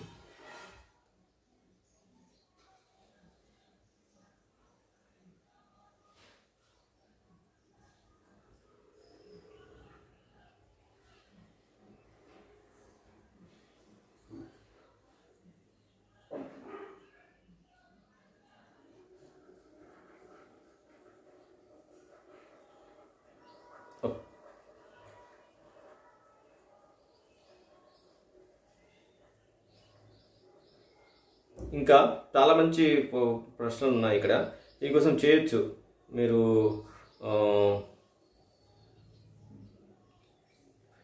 మీరు ఒకరు అడిగారండి మంచి ప్రశ్న. అది అంటే ఆసనం వేరు, ప్రాణాయామం వేరు, మెడిటేషన్ వేరు అని. అంటే మీరు ఎట్లా ఉన్నదంటే ఏమనుకోవద్దు, కొన్ని యోగా సెంటర్లలో కూడా యోగా హాల్ అని పెడతారు. యోగాకు సంబంధించినటువంటి హాల్ పెద్దగా ఉంటుంది. ఇక్కడ ఇటువైపు ఉంటుంది మెడిటేషన్ సంబంధించినటువంటి హాల్ అని ఉంటుంది. అంటే ఇక్కడ యోగా అనగానే వాళ్ళ ఉద్దేశం ఏంటిది? ఆసనాలని. యోగా వేరు, మెడిటేషన్ వేరు. పెద్ద పెద్ద యోగా నిపుణులు కూడా అట్లాగే మాట్లాడితే ఇంకెక్కడికి పోతాం? ఇది ఉంది కదా కప్ప, అదేదో ఇసుకలో పడిపోయి ఉంటే, ఇసుకలో ఉంది కప్పను ఉడతను, రామా రామా అని అంటే నువ్వు రక్షిస్తావు, నువ్వే నా కడుపులో బాణం కూర్చొని ఎవరిని వేడుకోవాలి, అలా అయిపోతుంది.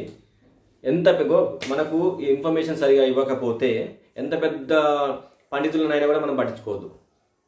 మనకు కావాల్సింది తృప్తి, శాంతి. అది దొరకని చోట ఎంత పెద్దగా అయితే లాభం? ఇప్పుడు అంతే కదా. ఇప్పుడు తిరుపతి వెంకటేశ్వర నమ్ముకుంటే కాలేదు, పోయి బాబా నమ్ముకున్నారు, అయింది అంటే వాళ్ళ సంతృప్తి. నేను వెంకటేశ్వర స్వామి కన్నా నేను బాబాని నమ్ముకుంటే నాకు జరుగుతుంది. ఆయన చిన్న మనిషి, ఆయన దేవుడు, ఆయన ఈశ్వరుడు అంటాము, ఈయనని బాబా అంటాము. కానీ ఈయన ద్వారా నాకు మంచి జరిగింది, ఈయనని నమ్ముకుంటా అంటే మనిషి యొక్క నైజం అట్లాంటి. అట్లాగే ఆయన తప్పు చెప్పినా కూడా మహానుభావుడు అని అనుకోవద్దు. ఆయన మహానుభావుడే, కానీ మనకు అక్కడ తృప్తి శాంతి కలగట్లేదు కదా, మనం హ్యాపీగా లేం కదా. అట్లాంటి వాటిని పట్టించుకోవద్దని నేను చూసాను. అంటే కొన్ని పెద్ద పెద్ద యోగాస్ అంటే ఏది యోగాస్ అంటే ఇంటర్నేషనల్ లెవెల్లో ఉన్న వాటిలో కూడా అట్లా పెట్టడం నాకు బాధ అనిపిస్తుంది, అంతేం లేదు. నేను చూశాను కాబట్టి చెప్తున్నాను. యోగా అంటే ఒక సముద్రము, అందులో చేపలు ఉంటాయి, తిమింగలాలు ఉంటాయి, పడవలు ఉంటాయి, జలచరాలు ఎన్నో ఉంటాయి, ఇంకేమో ముత్యాలు అవి నానా రకాలుగా ఉంటాయి, ఇసుక ఉంటుంది, అన్నీ ఉంటాయి అంటది. యోగా అనేది అట్లాంటిది. దాంట్లో ధ్యానం ఉంటుంది, అన్ని రకాలవి.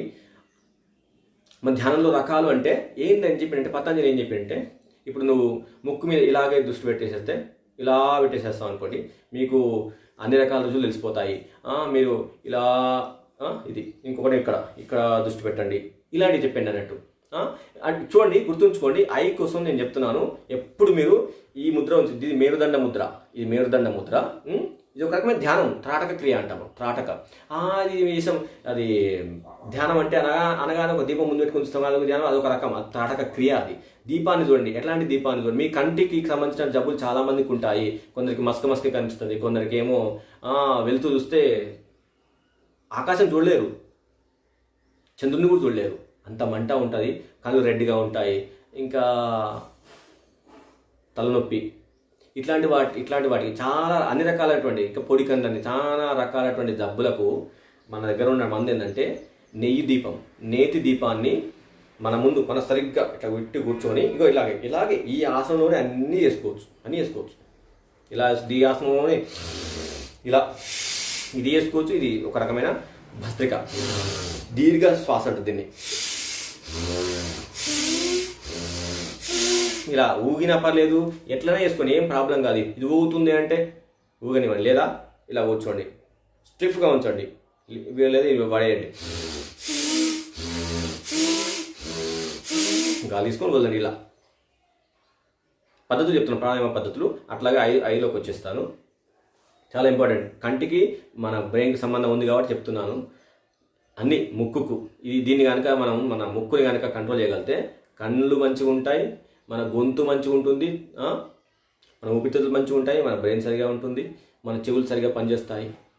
ఏది ప్రాణాయామం సరిగ్గా చేస్తే. తప్పుడు చేసేస్తే మళ్ళీ పోతుంది. అందుకోసం చెప్తున్నాను సింపుల్గా చేసుకోవాలని. రైట్, ఇప్పుడు నేను కూర్చున్నాను అంటే సుఖాసనంలోనే చెప్తున్నాను. ఇది కూర్చోగలిగితే, లేదా చెల్లు కూర్చోవచ్చు. ఆసనానికి ధ్యానానికి మధ్యలో చేసేటి చెప్తున్నాను. ఆసనానికి ఆసనానికి ధ్యానంకి మధ్యలో ఇవన్నీ ఉంటాయి. ఆసనం చేసేసి డైరెక్ట్గా మెయింటైన్ చేస్తా అంటే కుదరదు. మనసు ఎక్కటో పోతుంటుంది, ఏవేవో మనం వద్దన్న పని చేస్తుంటుంది, కోతిలాగా అంతే. కాబట్టి ఇప్పుడు చేస్తున్న ప్రాణాయామం ఏంటంటే ఇట్లా కూర్చోగలిగి గట్టిగా తీసుకొని గాలి అలా వదిలేసి అది ముందుకు వస్తుంది ఇలా.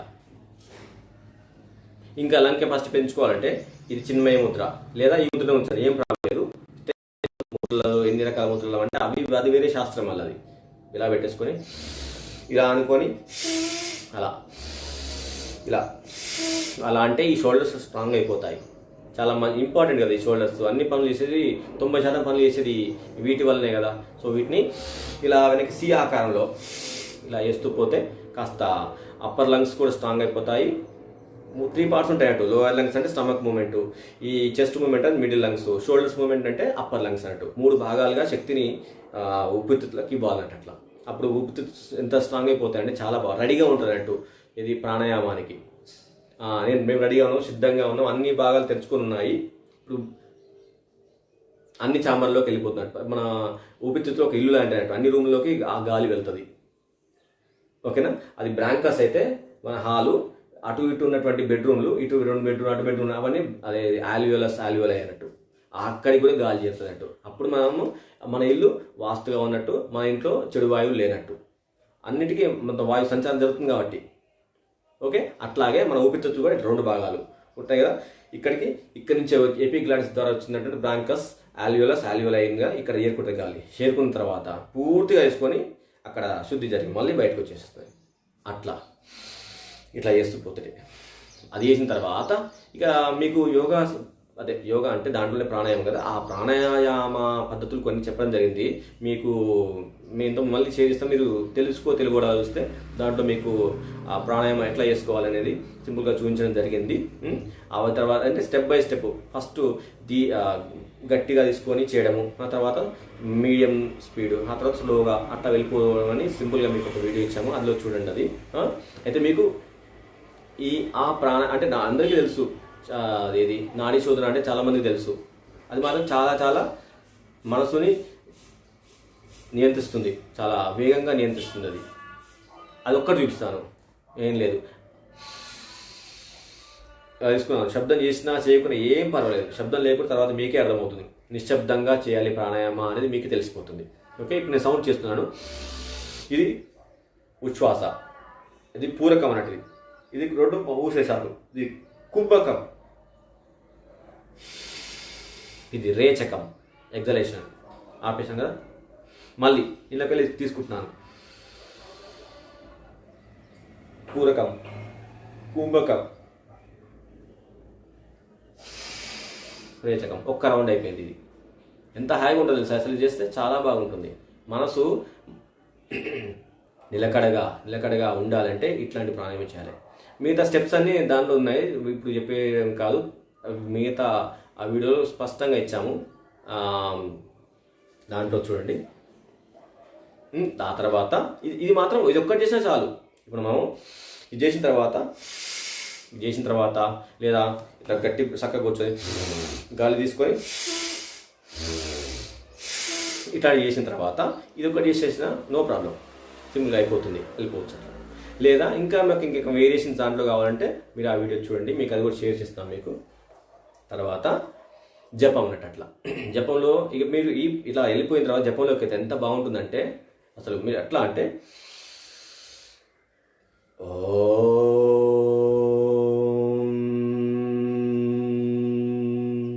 హాయిగా తీసుకోండి బయటకు. అది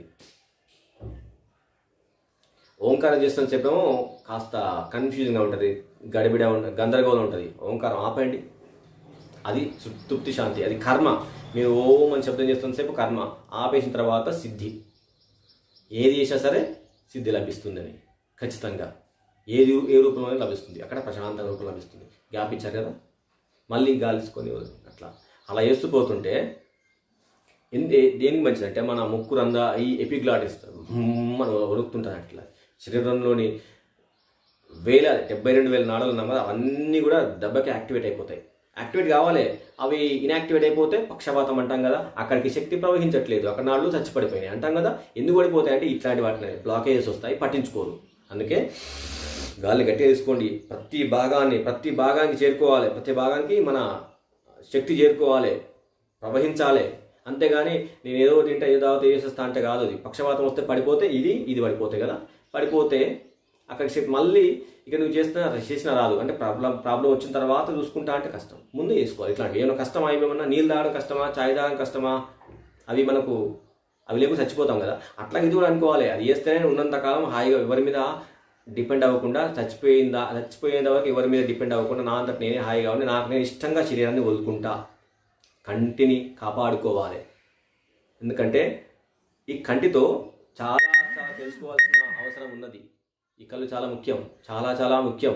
నేత్రం మనకు భగవంతుని ఒక సాకారంగా చూపిస్తుంది, నిరాకారంగా చూపించేది మనస్సు. కానీ ఆ రెండు శాశ్వతం కాదు. నిరాకారంగా చూపించే దేవుడు శాశ్వతం కాదు, ఎందుకంటే మనస్సు చూపిస్తుంది తప్పది, కళ్ళు చూపిస్తుంది తప్పు అని చెప్పడం కోసం అంటారు. అందుకే మన మనస్సుని, మన కంటిని రెండింటిని వాడుకోవాలి. అంటే శరీరాన్ని మనసుని వాడుకొని మన గమ్యం చేరుకోవాలి, వదిలిపెట్టాలి. ఎట్లా పడవలాగా మనం పడవ ఎక్కుతాము, అవతల ఒడుగు చేరుకున్నాము, పడవ తీసుకొని పోతామా, పడవ ఆడ పడేస్తాం, వెళ్ళిపోతాం, ఎవరికి మనం వాళ్ళు చేస్తారు అట్లా అన్నట్టు. నేత్రాలు అంటే శరీరాన్ని మనసుని అట్లా వాడుకొని వదిలేసేయాలి. ఇది సిద్ధాంతం. అంటే పద్ధతి ప్రకారం వెళ్ళిపోతే ఇలా ఉంటుంది అన్నట్టు. అంతేగాని కేవలం ఆసనాలు వేసేసేస్తా, ఈ స్టెప్స్ ఇవి అదేదో విన్యాస టైప్ యోగం దాంట్లో జాయిన్ అయిపోతాయి, లేకపోతే ఇలా జీవితాంతం అందులో జాయిన్ అయిపోతుంటాము. చాలా రకాల యోగా వేస్తాం, నాకు ఏది తృప్తి ఇవ్వలేదంటాం. ఒక్కసారి ఆగి చూద్దాం, ఎప్పుడు పరిగెత్తవద్దు, ఆగుదాం. ఒక చోట ఆగేసేసి కర్మయోగం పైన, యోగా శాస్త్రం ఏది రాజయోగం పైన హఠయోగ, ప్రదీప, వీటిపైన ఏంది ఒకసారి చూసుకొని భక్తి యోగం పైన, జ్ఞానయోగం పైన క్లుప్తంగా ఒక గ్రిప్, అది ఆ గ్రిప్ రావడం కోసం కొంత టైం పడుతుంది అంతే. ఒక 1 వీక్లో వచ్చేసేస్తాం మనకు అది. అంటే గ్రిప్ దీంట్లో ఎలా ఉంటుందా అని. అనుభవం అంటే సాధన చేసుకోవాలి, అనుభవం కోసం సాధన చేసుకోవాలి. మనం శారీరకంగా హ్యాపీగా ఉంటాం, మానసికంగా హ్యాపీగా ఉంటాం. మనకేమన్నా స్పాండైటిస్ కానీ ఇట్లాంటివి ఉన్నాయనుకోండి, ఇలాంటి జబ్బులు ఉంటే వాటికి సంబంధించినవన్నీ ఇలా వేస్తుపోతే అవైపోతుంటాయి, మనకు తెలియకుండానే పోతాయి. ఒకరోజు తగ్గేటివి కాదు కదా. మెడిసిన్ ఇష్టం కొన్ని నెలలు వాడండమ్మా అంటారు, మంచిగా వాడుతూ పోతాం. ఎందుకు ఆ మందులు డబ్బాలు పెట్టుకుని దానికన్నా ఇది కాస్త శ్రద్ధగా చేద్దాం, మంత్రాలు జపిస్తూ పోతుంటే మన నాడులన్నీ కదులుతాయి, శక్తి సరఫరా జరుగుతుంది. అవి ఎట్లా చదవాలంటే, ఫర్ ఎగ్జాంపుల్ శ్రీరామ రామ రామేతి రమే రామే మనోరమే సహస్రనామ తత్తుల్యం రామనామ వరాననే ఇది ఒక శ్లోకం విష్ణు సహస్రనామ స్తోత్రంలో. ఇది చాలా మంచిది. ఇది శివుడు పార్వతికి బోధిస్తాడు. ఇది చదివితే అంత విష్ణు సహస్రనామ స్తోత్ర పారాయణ చేసినట్టు లభిస్తున్నాను కదా. ఇది ఒకటి చూడండి. గాలి తీసుకొని శ్రీరామ రామ రామేతి రమే రామే మనోరమే సహస్రనామ తత్తుల్యం రామనామ వరాననే ఇలా చదవాలి. శ్రీరామ రామ రామేతి ఇట్లా చదవద్దు, ఇలా చదవాలి పద్ధతులు. అది మంత్రాలు. అట్లా చదివిపోతే మనకు అటు ప్రాణాయామం జరుగుతుంది, మంత్రంలో ప్రాణాయామం జరుగుతుంది. ఇక్కడ ఆటోమేటిక్గా మన కళ్ళు కాదు, ముక్కు కాదు, నాలుక కాదు, అన్ని జ్ఞానేంద్రియాలు, కర్మేంద్రియాలు అన్నీ స్ట్రాంగ్ అయిపోతాయి ఇట్లా చదివితే. అట్లా చదవడం నేర్చుకోవాలి. ఒక్కొక్క శ్లోకాన్ని ఇలా గాలి తీసుకొని చదవగలుగుతాను అట్లా అనుకోవాలి. అది సంస్కృతం యొక్క గొప్పతనం. ఇలా చేసుకున్న తర్వాత అప్పుడు మనం మనసు ఏమైపోతే ఖచ్చితంగా కంటిన్యూకనే అది తాటక్రియ చేస్తామనగానే కంటి కోసం చేస్తామని ఇట్లా ఇట్లా ఇట్లా చూస్తుంటాం. రాదది, తొందరగా రాదు. ఎందుకంటే మన మనసు 99 ఆలోచిస్తుంది, 100వది ఇది. 100 ఆలోచనలో ఇది ఒకటి, ఆ 99 మీదే ఉంటుంది అట్లా. కాబట్టి ఇలా స్టెప్స్ చేసుకుంటూ పోతే నిదానంగా మనకు ఫలితం ఉండాలి కదా. తొందరగా ఫలితం ఉండాలంటే ఇట్లా పద్ధతులు చేసుకుంటూ పో. డైరెక్ట్గా తాడకనే ఎట్లా చేస్తామా అంటే పోతే నా కోసం చేసినట్టు. నేను కూర్చొని మీ ముందు చేసినాకో ఎట్లా చేస్తారంటే చాలామంది నా కోసం చేస్తారు. వాళ్ళ కోసం చేసేవాళ్ళు నేను ఆపమన్నా ఆపరు. అంత 11 సంవత్సరాల నుంచి చేస్తున్న వాళ్ళు చాలా చాలా సిన్సియర్గా చేస్తారు. ఎట్లా చేస్తారంటే ఒక్కోసారి నేను ఆపమన్నా కూడా ఇది చాలా బాగా ఇంకొకసేపు చేస్తానంటారు. అలాంటి వాళ్ళు ఉన్నారు. వాళ్ళ పేరు చెప్పలేను, కానీ ఎంత శ్రద్ధ అంటే యోగా పైన. అలాంటి వాళ్ళు కూడా ఎప్పుడైనా వీలుంటే మాట్లాడిస్తాను. ఎంత శ్రద్ధ అంటే యోగా పైన ఇన్నేళ్ళున్నా కూడా ఆ శ్రద్ధ ఖచ్చితంగా వాళ్ళని గమ్యం చేరుతుంది. నేను చేరుకోకుండా నాకన్నా ముందే చేరుకునేటువంటి శ్రద్ధ వాళ్ళకు ఉన్నది. అలాంటి వాళ్ళు ఉంటారు. ఇప్పుడు తాటక్రియ ఉందనుకోండి, ఇట్లా చేసేస్తే ప్రాణాయామం చేస్తే కూడా ఇప్పుడు నాడీ శుద్ధి చేసేటప్పుడు ఒక 10 రౌండ్స్ చేయగానే, ఒక 2 నిమిషాలు కాగానే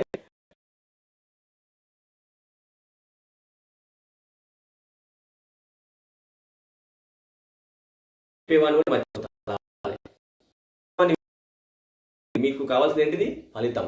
అక్కడ ఉన్న మనిషి కాదు. ఆ మనిషి ఏదో చెప్తాడు, ఇది ఇంకో చేయండి, అట్లా కాదు. మీరు ఒకటి మీకు అర్థమైపోయింది, ఇక్కడ మీకు ఆనందం ఉంది, ఆగిపోండి అక్కడ. ఆ ప్రాణాయం అట్లాగే చేసిన కొద్దీ మీకు ఇంకా హాయిగా ఉంటుంది. మర్చిపోతారు. అక్కడ ఉన్న వాళ్ళు కాదు కావాల్సింది, ఇక్కడ ఉన్న శరీరం కాదు, మీ మనసు మీరు ఏకమైపోతే ఎంత హాయిగా ఉంటుంది, ఆ స్థితికి చేరుకుంటారు. అట్లా ఆ ప్రాణాయం వల్ల మన కండ్లు, చెవులు, మన సమస్త ఇంద్రియాలు అన్నీ కూడా చాలా స్ట్రాంగ్ అయిపోతాయి. అప్పటికే అయిపోతాయి. కంటికి సంబంధించి జబ్బులే రావు, హాయిగా నిలబడుతుంది. నాడి శుద్ధి ఒక్కటి స్పష్టంగా మీరు కాస్త ఇష్టంగా కష్టపడకుండా చేస్తే. ఓకే,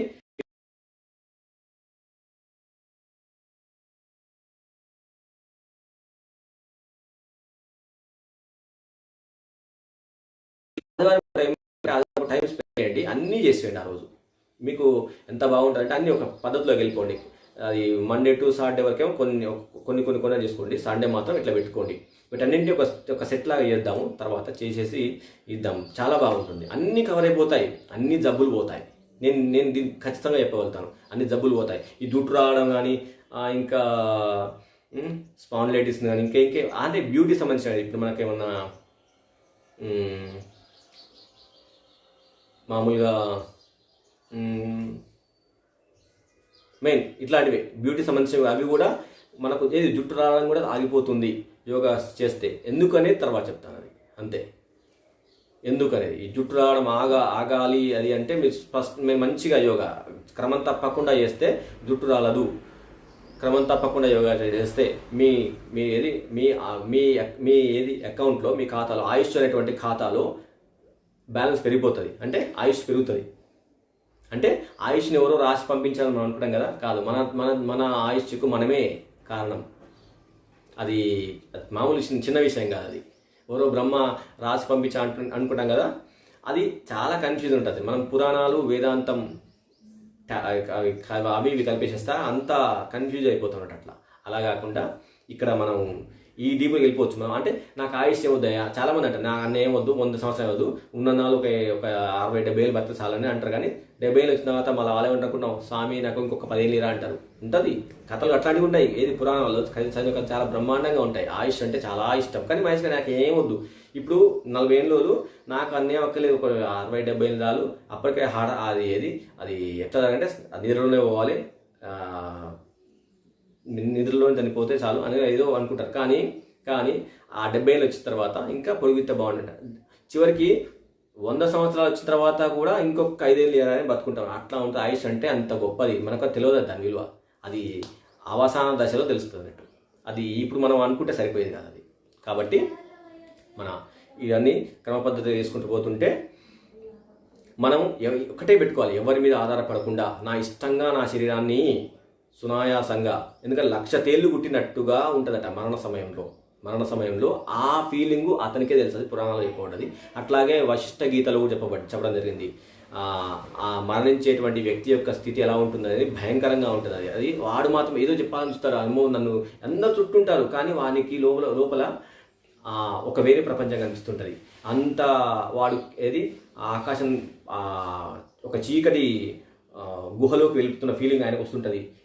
ఏదో చెప్పాలంటారు, కన్ను మందగిస్తుంటుంది, కన్ను చూపు పోతుంటుంది, ఆ నాలుక రుచి తగ్గుతుంటుంది, చర్మ స్పర్శ జ్ఞానం పోతుంటుంది, ఒక్కొక్కటి పడిపోతుంటాయట అవి. అంటే సెలవు తీసుకుంటాయట అవి. టాటా బాయ్ చెప్పేస్తుంటాయి. ఒక్కొక్కటి సెలవు తీసుకుంటూ పోతుంటే చివరికి ఒక్క మనసు ఒక్కటే మిగులుతుంది. అదొక్కటే మిగులుతుంది. ఇక ప్రాణం చిన్నగా ఒక్కొక్క ప్రాణం వెళ్ళిపోతుంటాయి. 10 ప్రాణాలు ఉంటాయి, 10 ప్రాణాలు బయటకు వెళ్ళిపోతుంటాయి అవి. ఎవరు ఇలా అజ్ఞానంతో శరీరం వదిలిపెట్టే వాళ్ళందరూ ఇట్లాగే పోతుంటారు. అట్లా మన ఇష్టంగా ఎట్లా ఉన్నా అంటే బుద్ధునిలాగా, వివేకానందునిలాగా, రామకృష్ణ పరమహంసలాగా ఇష్టంగా వదిలేసేయాలి.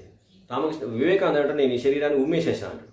మనము రేగిబండు తిని ఇత్తు వారేస్తాం కదా, ఈ శరీరం అట్లాంటిది అన్నట్టు. నేను గుజ్జు తినేసిన, ఇత్తును ఉమ్మేసిన. ఆ భాష ఎట్లా ఉంటుంది? అట్లా ఉండాలి. అంటే మనం దీన్ని వాడుకోవాలి, వదిలేసేయాలి. దానికోసమే యోగా. అంతే. అది ఎట్లా అంటే వాడుకోవాలి అంటే దీన్ని శుద్ధిగా ఉంచుకోవాలంటే, అంటే ఏ జబ్బులు రాకుండా చూసుకోవాలి. మానసికంగా శారీరకంగా జబ్బులు రాకుండా చూసుకోవాలంటే యోగా. మళ్ళీ గమ్యం చేరుకునేదాకా కూడా మనం వదిలిపెట్టదు.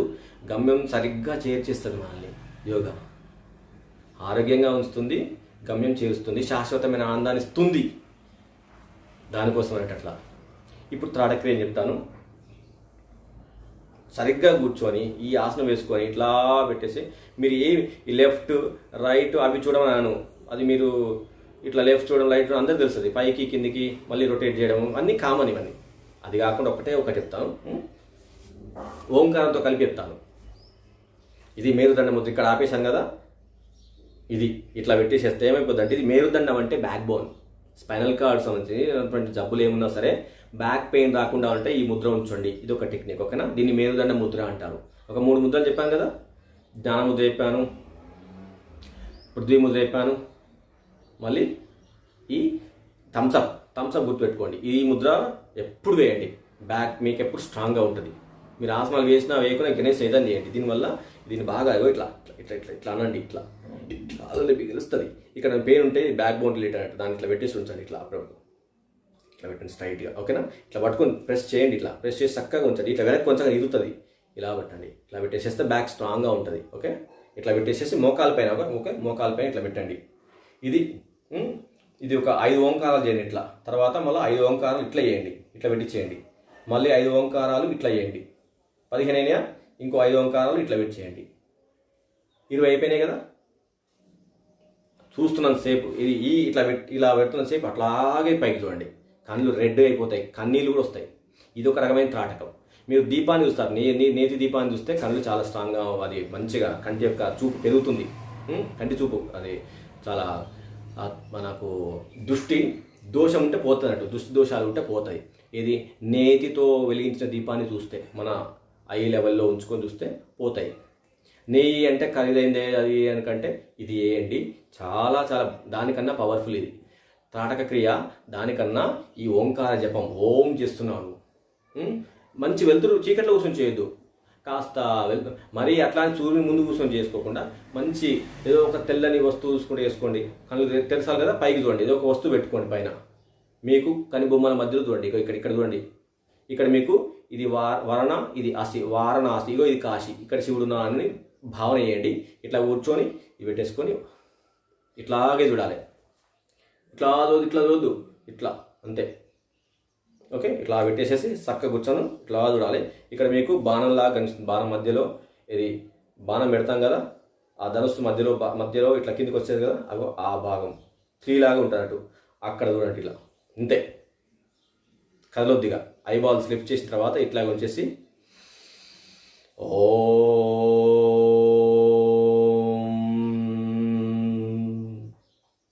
ఇట్లా ఇట్లా ఓంకారంలో 5 చేయాలి. మళ్ళీ ఇట్లా పెట్టేసి 5 చేయాలి, ఇట్లా పెట్టేసి 5 చేయాలి, ఇట్లా పెట్టేసి 5 చేయాలి. చాలా ఇప్పుడు నేను పెట్టాను కదా, ఒక 5 సెకండ్లు 10 సెకండ్లు పెట్టాను. దానికి నాకు చాలా ఇక్కడ మన హెడ్ ఎక్కువ పోతుంది. కొందరికి ఫోర్ హెడ్ పెయిన్ ఉంటుంది, అది పోతుంది ఇట్లా పెట్టడం వల్ల. ఇంకా ఈ రిలాక్సేషన్ అనేది చేసి చూడండి, అంతే, చాలా బాగుంటుంది. ఓకే, ఒకవేళ ఒక్కసారి ఓంకారం చేసాం కదా, కళ్ళు మంతాయి, స్టార్టింగ్లో కష్టం కదా. ఒకసారి అది ఇట్లా అని ఇది అయిపోగానే, ఇది 5 టైమ్స్ అయిపోగానే కళ్ళు మూసేయండి.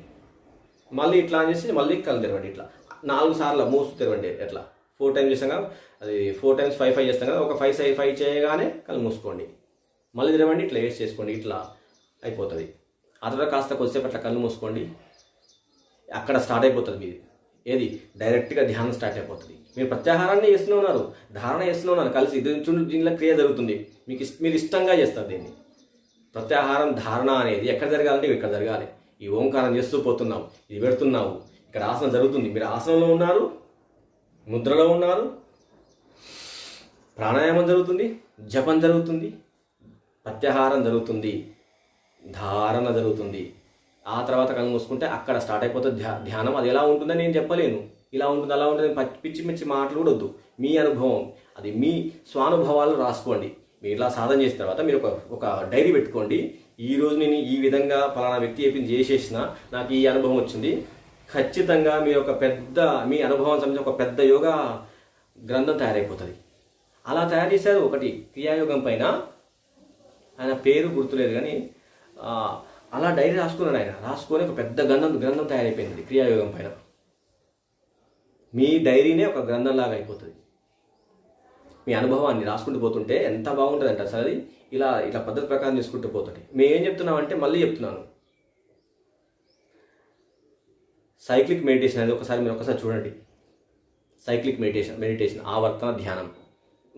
ఇంకా మీకున్న ప్రశ్నలు చాలా బాగా ఉన్నాయి, వాటికి సంబంధించి కూడా చేస్తాం. అది ఒక మాట చెప్పే కాకుండా చాలా చాలా బాగా ఉంది. మంచి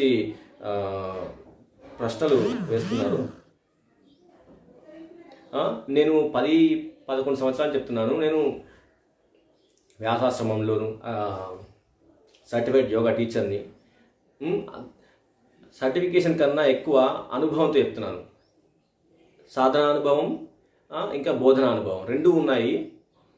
నమ్మితే నేను చెప్తున్న పద్ధతులు మన పూర్వీకులవే పద్ధతిలాగా చేసేస్తామంట. ఒక అన్నీ కలిపేసి ఒక చోట కలపడం అన్నట్టు. మనం అష్టాంగ యోగా అనుకుంటూ యమ నియమ ఆసనం అట్లా ఆ యమాలంటే అది సత్యాన్నే వలకాలి, అసత్యాన్ని వలకూడదు, దొంగతనం చేయకూడదు, ఇంకా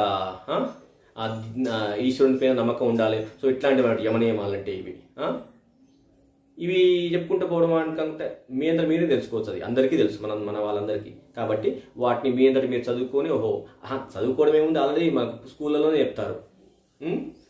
వాళ్ళకి తెలుసు, అది చూసేదాకా ఇదేనా అంటామాట యమనియం అంటే. సో దాని గురించి డిస్కషన్ చేయాల్సిన అవసరం లేదన్నట్టు. అట్లా అవి పాటించాలి, అవి ఎవరికి వాళ్ళు పాటించాలన్నట్లు. సో అట్లా అది కాబట్టి అవి పక్కన పెట్టేసేసి, పక్కన పెట్టడం అంటే పాటిస్తూ, వాటి గురించి డిస్కషన్ లేకుండా ఎవరి వాళ్ళు పాటిస్తూ, లూజనింగ్ ఎక్సర్సైజ్ అని, బ్రీదింగ్ ఎక్సర్సైజెస్ అని, ఆసనాలు, ప్రాణాయామ, జపం, ఇట్లాంటి త్రాటక యోగాన్ని ఇట్లా కలిపేసేసుకోవడం. ఎవ్రీడే కుదరకపోతే ఆల్టర్నేట్ డేస్లో ఈ త్రాటక్రియం, జపం ఇట్లాంటివి పెట్టేసుకొని చేస్తే ఎంత మీకు అన్ని రకాల జబ్బులు పోతాయి. ఈ జబ్బు ఆ జబ్బు ఈ జబ్బు అనేది ఏమీ లేదు. తర్వాత దీనిలో కవర్ అయిపోతుంది ప్రత్యాహార ధారణ ధ్యానం అని. ఆ తర్వాత మీరు సమాధి స్థితికి మీరే చేరుకుంటారు. నేను చేరుకుంటాను, మీరు చేరుకుంటారు. ఎప్పుడు అనేది అదే ప్రశ్న అన్నట్టు. ఎప్పుడైనా చేరుకోవచ్చు. నేను రేపు చేరుకుంటా అంటే అదన్నా ఊరా కాదు, కాశీ కాదు కదా. కాశీ కంటే పోతాం, కానీ ఇది అల్టిమేట్ లెవెల్. ఆ స్థితికి చేరుకుంటామన్న నమ్మకంతోనే ముందుకు వెళ్తాం మనం. అయితే మీకు మళ్ళీ ఒకసారి గుర్తు చేస్తున్నాం, కరోనా సంబంధించింది ఇది చెప్పాను కదా, గుర్తున్నదా? ఆవిరి పెట్టుకొని ముక్కులోంచి కాకుండా నోట్లోంచి, ఇది బాగా గుర్తుంచుకోండి. ఇది ఏంటి, నేను ఆవిరి పెట్టుకోను, నాకు ఇష్టం లేదు, ఆవిరి ఇష్టం లేదు అంటే ఎట్లా వేయాలి మళ్ళీ ఒకసారి చూపిస్తాను. ఇది ఎందుకంటే ఇది ఇంపార్టెంట్, ఇది ఇంపార్టెంట్ ప్రజెంట్ కోసం. ఇంకేమి చేసినా చేయక ఇవన్నీ కాకుండా ఇది ఒక్కటి.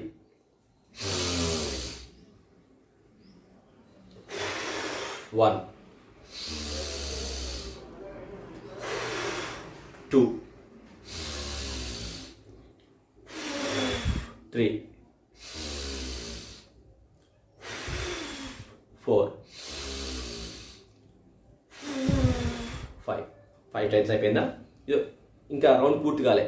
చాలా డిజీగా ఉంటుంది చేస్తే, సింపుల్ గా కానీ కాదు, డిజీగా ఉంటుంది.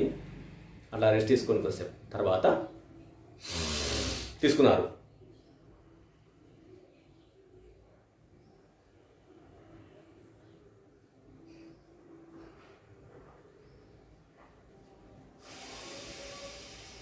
వదిలేసేసాను. ఒక్క రౌండ్ అయిపోయింది.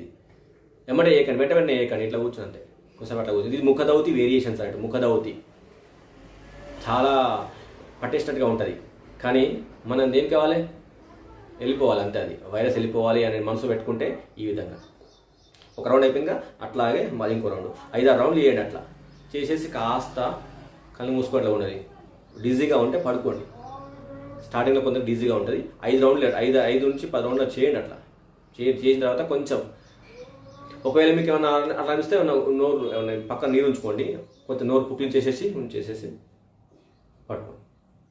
లేదా ఇలా కూర్చోండి. ముఖదౌతి వేరియేషన్స్. ముఖదౌతి అంటే ముఖ అంటే అది సంస్థలో ముఖదౌతి అంటే నోట్లోంచి గాలి వదలడం. చాలా మంచి క్రియ ఇది. ఇది చేసేస్తే మీకు మంచి రిజల్ట్స్ ఉంటాయి. మీ ప్రశ్న చూస్తున్నాను, చాలా బాగున్నాయి. మీకు ఇప్పటికీ మీకు ఆసనం అంటే ఆసనానికి ధ్యానానికి తేడా అర్థమైపోయి ఉంటుంది. అసలు యోగా మెడిటేషన్ వేరు కాదు. యోగా అనే సముద్రంలో ఇవన్నీ పాత్రలు అని మీకు అర్థమైపోయి ఉంటుంది. ప్రశ్న బాగా అడుగుతున్నారు, చాలా బాగా.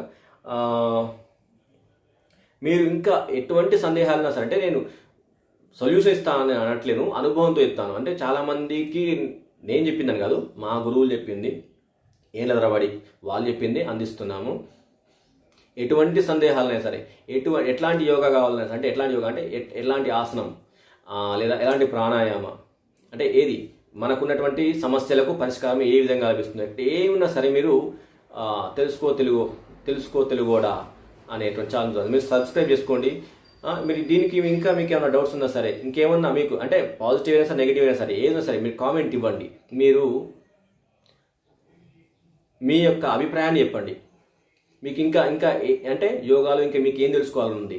చాలామంది యోగా ఉన్న తర్వాత ఆగరనట్టు, కర్మశాస్త్రంలో కర్మ కూడా యోగం ఉంది కదా, అదేంది, భక్తి యోగం ఏంది, మరి రాజయోగం అంటాం, హఠయోగం అంటామా, జ్ఞానయోగం అంటాం, అవన్నీ ఏంటివి, ఆ వాటి కూడా తెలుసుకోవాలనుకున్నా సరే సాధ్యమైనంత వరకు మేము మీ ప్రశ్నకు సమాధానాన్ని ఇవ్వడానికి ప్రయత్నిస్తాము.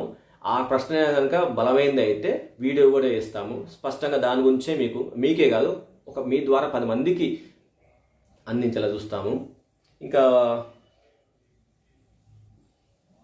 ఖచ్చితంగా గుర్తుపెట్టుకోండి, యోగా అది ధ్యానం అనేది వేరు కాదు. యోగా అనే సముద్రంలో ఇవన్నీ ఇప్పుడు మైండ్లో ఉండాలి. అది ఎందుకంటే మనం నేర్చుకునేది స్పష్టంగా కరెక్ట్గా నేర్చుకుంటేనే కదా మనకు అది ఉండేది. ఎందుకంటే నేను ఆవర్తన ధ్యానం అనేది తెలుగులో చేయడం జరిగింది. ఆ వీడియో చూడండి తెలుగులోనే. దాంట్లో ఆసనాలు, జపము, ధ్యానం అన్నీ కలిసి వస్తాయి అన్నట్టు. అట్లా అది చూస్తే మీకు ఈ సమస్యలకు పరిష్కారం దొరుకుతుంది. అదేంటి ఆసనాలు వేస్తున్నాడు మరి ధ్యానం అంటే అది వేరు కాదు కాబట్టి చేసుకోవచ్చు. అట్లా అది వేరు కాదన్నట్టు. కాబట్టి మనం ప్రతి సమస్యను అట్లాగే మైండ్లో ఉంచుకొని యోగా చేయొద్దు. యూట్యూబ్లో కొన్ని ఆసనాలు ఉన్నాయి, ఉష్ట్రాసనం కానీ, చక్రాసనం కానీ, సర్వాంగాసనం కానీ, అవి కొంచెము అడ్వాన్స్ లెవెల్ ఆసనాలు. అట్లాంటి వాటిని యూట్యూబ్లో చూసి చేయొద్దు. డైరెక్ట్గా లిఫ్ట్ వాళ్ళు లిఫ్ట్ చేస్తున్నారు నేను చేయకూడదు అంటే మన ఇన్నర్ ఫీలింగ్ వేరు, మన లోపలటువంటి కండరాలు, జాయింట్స్, వాటి యొక్క అమరిక, వాటి సెట్టింగ్ వేరు ఉంటుంది, ఫిట్టింగ్ వేరు ఉంటుంది. అప్పుడు అందరూ చేయలేరు.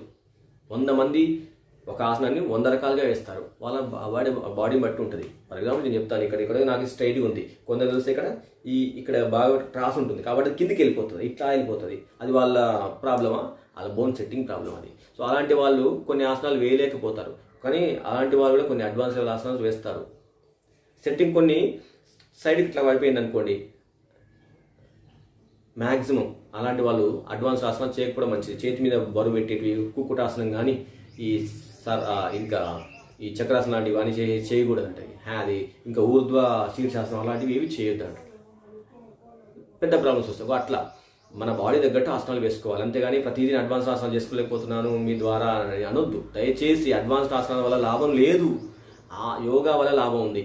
అడ్వాన్స్ ఆసనాలు వేస్తారు, విన్యాసాలు ఇస్తారు, అక్కడ స్టేజ్ పర్ఫార్మెన్స్ ఇస్తారు. దేనికోసం అవంతా? అది కాదు మనకు కావాల్సింది. మనకు హ్యాపీనెస్, మనలో ఉన్నట్టు ఆనందాన్ని మనం దర్శించలేకపోతే ఏ సర్టిఫికేట్లు ఏం చేస్తాయి?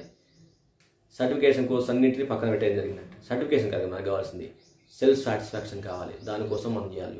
అన్ని ఆసనాలు అడ్వాన్స్ ఆసనాల వైపు వెళ్ళకండి. అవి వెళ్ళేసేస్తే మీకు ఏమీ రాదు, ఏవేవో ఇరగొట్టుకుంటాం, చెప్తున్నాను అనుభవంతో.